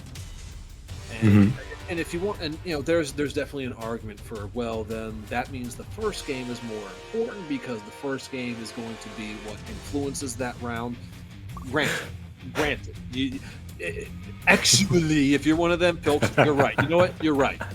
I don't care. But and to be honest, they might very well be right. But this round is so important. Again, it's going to be really the pivot point of how these players begin to adjust. So whether or not Hiyab is going to be like, I am going to continue to have control. We've talked about maintaining control and things like that earlier. By being the younger player, I think he's going to have less holding him back. He's going to have less trauma to deal with. Less trauma. He hasn't gotten his ass beat enough to be like, yeah, no, I shouldn't pull that trigger. It's gonna be interesting then, because then the pressure actually is on Ducky and how he deals with this, because if he's got Hiyab figured out and his plan, which, I mean, it looks right now, from judging from what I'm seeing on screen, Hiyab keeps continuing the aggressive playstyle here. Trying to go for more checks, always in his face, dash block here, dash block there. But coincidentally, oh no, okay. I thought that would have hit actually the sidestep, the sidestep into 1-2 from Steve. Oh, that was just out of range. Ooh, I thought that was on the side too. They're so even on life. I mean, it's literally your principle, and it's almost as if the players get it too, right? They don't want to overcommit. They don't want to lose the round. Both so even on life, but Ducky now coming in. Oh no, Hiyab. Round 2. Very good round. I loved how at no point in time did either of those players seem to get lost in the moment. No one fell into the pacing of the other. They just kept trying to enforce their own pace on the other. Just Ducky happened to be the one in that scenario that was able to interrupt his opponent's timing more than his opponent did. even at the last second where Hiep just did a Sonic Fox and got blocked, I could even respect that movement because it's just 2 seconds left and he needed to do something and he just decided to do a call out. Mid or low. He chose mid. And right now he chose 7 golden letters, apparently. What the hell just happened here? That choice was that was the choice. I guess so. I mean, okay. Well, what's happening here right now? I mean, yep. Another one to go along with it? No? Okay. That was the safe power crush, I believe. Otherwise, that would have been punished. Emo man. Ducky fighting back and the down 4-2. You cannot forget about that. You cannot forget about that, good sir. Damn. I love seeing almost Ducky, wow. I love seeing Ducky not affected by the mental damage from earlier matches from folks that did respond to that. Being able to go back and be like, well, hold on, are you the same? Oh, well, in that situation, you weren't. Keeping track, keeping the receipts, most definitely. But most of all, keeping his composure in every single part of the match. Again, keeping it simple. Again, keeping it simple with the sidestep twos. God damn. What an oppressive move. I mean, Ducky makes it look so OP right now. I didn't like him doing the empty roll into the down 2 on that one. I wish he'd have just committed to the slide because he had rolled prior to that. He had rolled sidestep and Hiab didn't respond at all. To me, that showed that Hiab was just, okay, if you're going to roll, you can slide. I'll take it. I'll be fine. I mean, talk about content extension here from both players. Both players are up by 1 point, and it looks like they're going to go, how do you say it? The distance, yeah? They're going to go the distance here. I think you're right. I mean, at worst, it's going to go 3-1. At the absolute worst. What I liked there, though, is that I feel like Ducky got a read on Hiep's situations where Hiep just feels he can be safe and throw something out. Because specifically what I noticed is, in certain situations where Hiep just did his 1-2 string into follow-ups, yeah? What ended up happening is Ducky did a backdash, the first 2 hits of the 1-2 from Steve whiffed, and the first time that happened, Ducky did a down 4-2, right? The high crush, instantly getting his launcher. But the second time, next time it happened is, Ducky again did the backdash, the first 2 hits of 1-2 whiffed, and Ducky did the up forward 1, up forward 2, the dagger counter thingy. Yes. Same situation, just a different tool, but the situation was the same. So I feel like Ducky has got a read on Hiep in that particular moment. And because he looked so ready, he just looked so ready with it. Backdash, punish, backdash, punish. So Hiep might have to reevaluate that. I want y'all in the chat to notice. He just described for you how the layers get applied. We had talked earlier and he was asking about like the Yomi and all that. I was talking about Serlin's playing to win. The reason for that is because in that whole book, he talks about Yomi. Yomi is a Japanese term for layers. And basically in the example of like, and so for example, Fly put it perfectly in the chat, up forward 1 versus back 1. So we're gonna start Yomi layer 0 with I have a back 1. I have an up forward 1. Mm-hmm. So we're gonna play this game based around the fact that if I press outside of where I have the frames, I'm going to get counter hit. So and then the next layer of the Yomi would be, well, because the up forward 1, I will now do X options to get around it. And then the next layer of the Yomi is, I know you are doing this, so I will now do this to shut that down. And then it just kind of builds from there. Oh, yes. Cases, I feel like the deeper you go, the looser you get with the frames, and the more it comes down to mind games and timing. And what's beautiful, too, is the deeper you go, the shallower you can go to beat it. Exactly, like you can take the step back, actually, to beat the step forward. It's actually crazy, dude. Oh, Lord. That caught there. And we might be seeing it on display. I mean, we're still good. We're still good. I mean, both players, it's not the final match yet. They're just 1-1. We're not missing out on anything. We still have time to discuss the mind games, stay a bit meta. But, no, I was about to say something with the layers, but doesn't matter. I'll remember it in a bit. I'm sure of it. Was someone going low? Was someone going high? Were they throwing? What were they doing? No. Oh, it wasn't game related. It was concept related. Just talking about the topic of layers. But oh, the average drive with the tracking too. Oh that was an appropriate response right there. I mean, hello Twitter yet again. The rage drive, the Dempsey roll has tracking. That's it. I learned so much and forgot so much in that exchange. God damn, dude. Talk about it like a mental wipeout type situation, dude. Everything I had in my brain before that just got thrown out of the window just from that highlight. Nice parry. Oh man. I wonder if Diab's gonna start next game here. I wonder if we're for game we're going into game 4 next. Mm-hmm. And in that last round, Hiab went into peekaboo, and he hesitated. Oh. And when he hesitated, that's when he got clipped by the knocked us down 4-4. And at that point, it was the beginning of the end. I wonder if, because of that, we're gonna see Hiab. I don't want to say flow charting, but. No, but just committing to his tools without a delay, yeah? Committing, exactly. That's the perfect way to describe. Just committing. You know, when we had watched Sergey play earlier, and there was that moment he dropped the up 3 after the screw, but he still did the forward 4-3 afterwards. He committed. I wonder if we're going to see more out of that from Hiab, because when we did see that from him earlier, we saw a very strong showing and much better controlled match. So you have to wonder if that's what he thinks he's going to have to do. And then at the same time, when that works against him, let's say he goes up 2-0 and that works against him to go 2-1, is it going to do what it did last time? Is that going to get him off his game and he's going to drop everything again? Or is he going to say, you know what, I got to 2 doing me. And just going to, keep on doing it. Yes. Yeah. Dude, that's the question, because it feels like Ducky's gonna eat that up, though. That's what I think, because he's been trying to do himself for 3 rounds straight, right?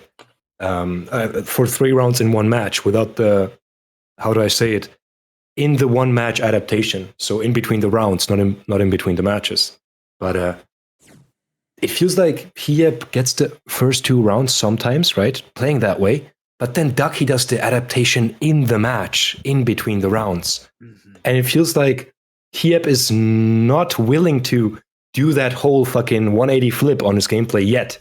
But that might be exactly what he needs to do. You might be right. You might be onto something here. You know, when you put it that way, I think it might come down to the experience. You know, you were talking earlier about Ducky being a more experienced player. You know, at this point, Ducky's been in situations like this. You know, it's whenever you let's say if you're playing association football or soccer, as we so affectionately refer to it as, you score a goal. You know, if you go ballistic in your celebration, you might be pulled aside. Coach is going to tell you, "Hey, act like you've done that before." Exactly. Yeah, that's a good way to describe it. Okay. Act like you've done this before to both players. I want to see you act now, motherfucker. See what you're gonna do. Oh man, who's gonna keep the composure after a highlight moment like this, man? God damn it! And it looks like it's Hiab, or it might be Ducky, because Hiab is just going crazy right now, swinging. Okay. Forward 1+2 again gets him though. Ducky going to be able to control the pace at this point? That's the big question. Can he keep? Dude, the emo man with the delay, the timing, yeah. Nah. Okay, Dempsey ball in your face.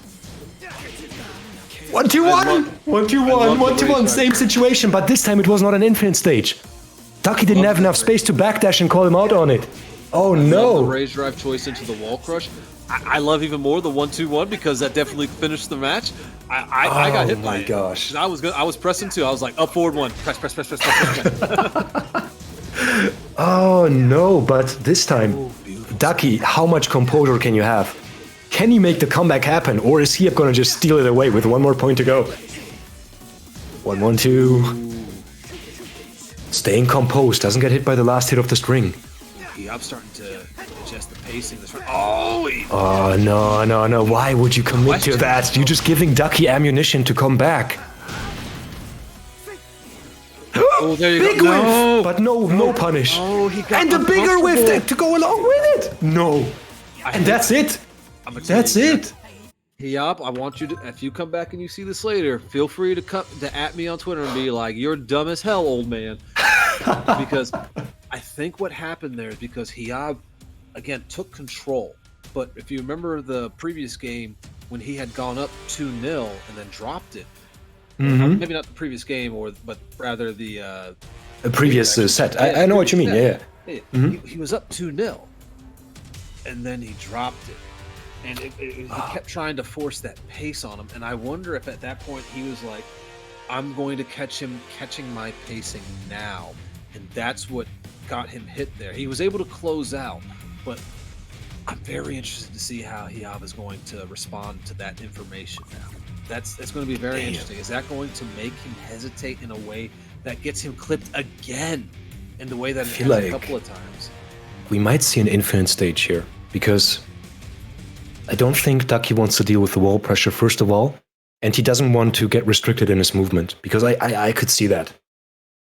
I don't think Hiyab would be able to throw out his original Rage Drive if it's on an infinite stage. And all those shenanigans are suddenly out of the window, because we're going to Infinite Azure 2, ladies and gentlemen. I like this pick, too, by Ducky, because, I loved how you pointed out earlier the similarity between these characters in terms of the neutral, controlling the neutral, and then, how exactly they benefit from controlling the neutral in terms of Steve. He benefits from you pressing, getting the counter hit. Noctis, he benefits, from, not even you freezing up, essentially, giving him space. Up so that he can start doing his, demo man, all his other options. And so by going to the infinite stage, I do believe that benefits Ducky in the long run. It allows him to, and also as a, he might, I don't know how old he is, Ducky. I don't mean nothing by it, but old man Tekken dictates that we go to an infinite stage so that we can keep thinking while we keep hitting back. We're gonna hit Ducky, you heard it here first, dude. You're an old man. Welcome to the club. We're gonna back, and we're just gonna watch for throws to break, because guess what? They can try and throw me, but I'm gonna break it, and you know what? That just means I get extra time to think during that throw break animation. We gotta process for a little bit. Ducky is just a walking contradiction, because the moment you mentioned his age, I met Ducky only once in real life at TWT Finals, but I've known about him for years. He is such an ADHD kid when you meet him in real life, dude, but his gameplay is the exact opposite of that. I swear, man. Dude, motherfucker acting like, he can talk about 10 different topics in the span of 2 minutes and be like, yeah, average day, and then just move away without even saying bye, just move on to the next person, whatever the hell. But his Tekken gameplay is the exact opposite of that, because the composure this guy displays here is this gonna hit? Of course it's gonna hit! Damn, that's sexy! To stay to that, as a fellow ADHD, proud owner of the ADHD, I should say, the H stands for hyper focus. So, hell yeah. Ducky, listen, you got a fan in me, baby. I understand the suffering. Oh, lordy. And it's hard for me because Hiyab has the best color for that Steve shirt. I'm going to tell you right now, anytime I've customized Steve and I've got that outfit on, or I've got that shirt, it has to be that color. Even going back in there, you have to put black pants, got to have that light blue, got to look swag, got to have that summertime blue. It's always warm out here. Ooh, so's that down. Get that Tekken 4 style in. Let's go. Wait a second. That's hitting. Oh, not enough. Man. Not enough. It's gonna be 70. That's the full 70. That should be dead. Are you sure? No. Yes. It is dead. It is dead. The no is oh, a fake. man. The no is a mix-up. The no is an OS. That's all. But just like this, ladies and gentlemen, I have to say it. I know it sounds boring sometimes, but one more round for Ducky and he's gonna be the champion of today's tournament. So, strap up and see what's gonna happen in this round, as Ducky looks like he's gonna dominate. However, I hope Hiyab is gonna do something. I know, and Ducky commits to such a big mistake, giving Hiyab the opportunity to make something happen here. I like the attempt for the reset there by Hia, but I think, as they get more experience, they start to understand the lead Ducky had there and the lack of incentive to get up. Because Ducky knew, and now Ducky is champion. Ladies and gentlemen, congratulations. Ducky getting a composed victory in a marathon-like grand final situation. Amazing job. So many rounds have been played. It almost went down to double Luigi, whatever you want to call it, final round. But that was a marathon performance. I'm impressed, genuinely. Good job. He put on a show, Ducky. Don't let anyone tell you won with DLC. You won with Tekken fundamentals. Because guess what? Your character doesn't have meter. So you're okay. Man, 3-2. That's that stamina.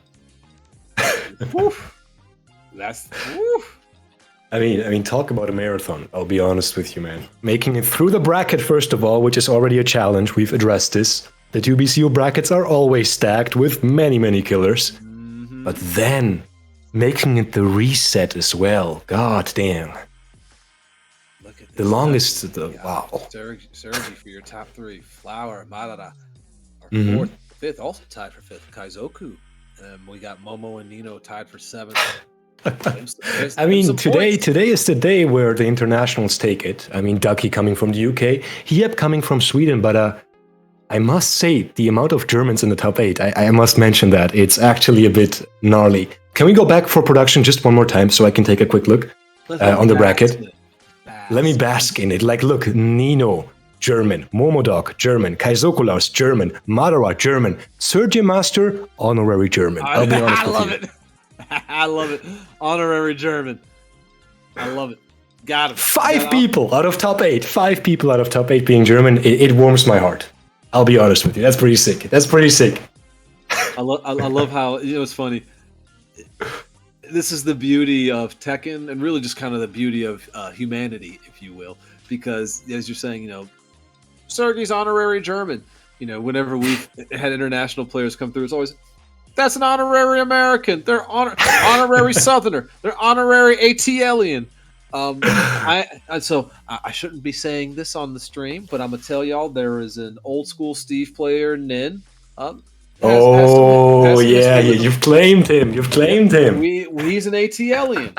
He's an ATLian. The reason he's an ATLian is because when he came to final round, they took him to Magic City, and I'll never forget this. I'll never forget getting up, looking at my window, and seeing Nin literally fall out of the taxi. This is before Uber. Fall out of the taxi.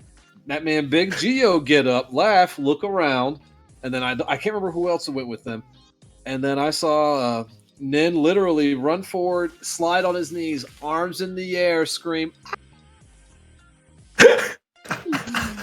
And I was like, one of us. God damn, dude.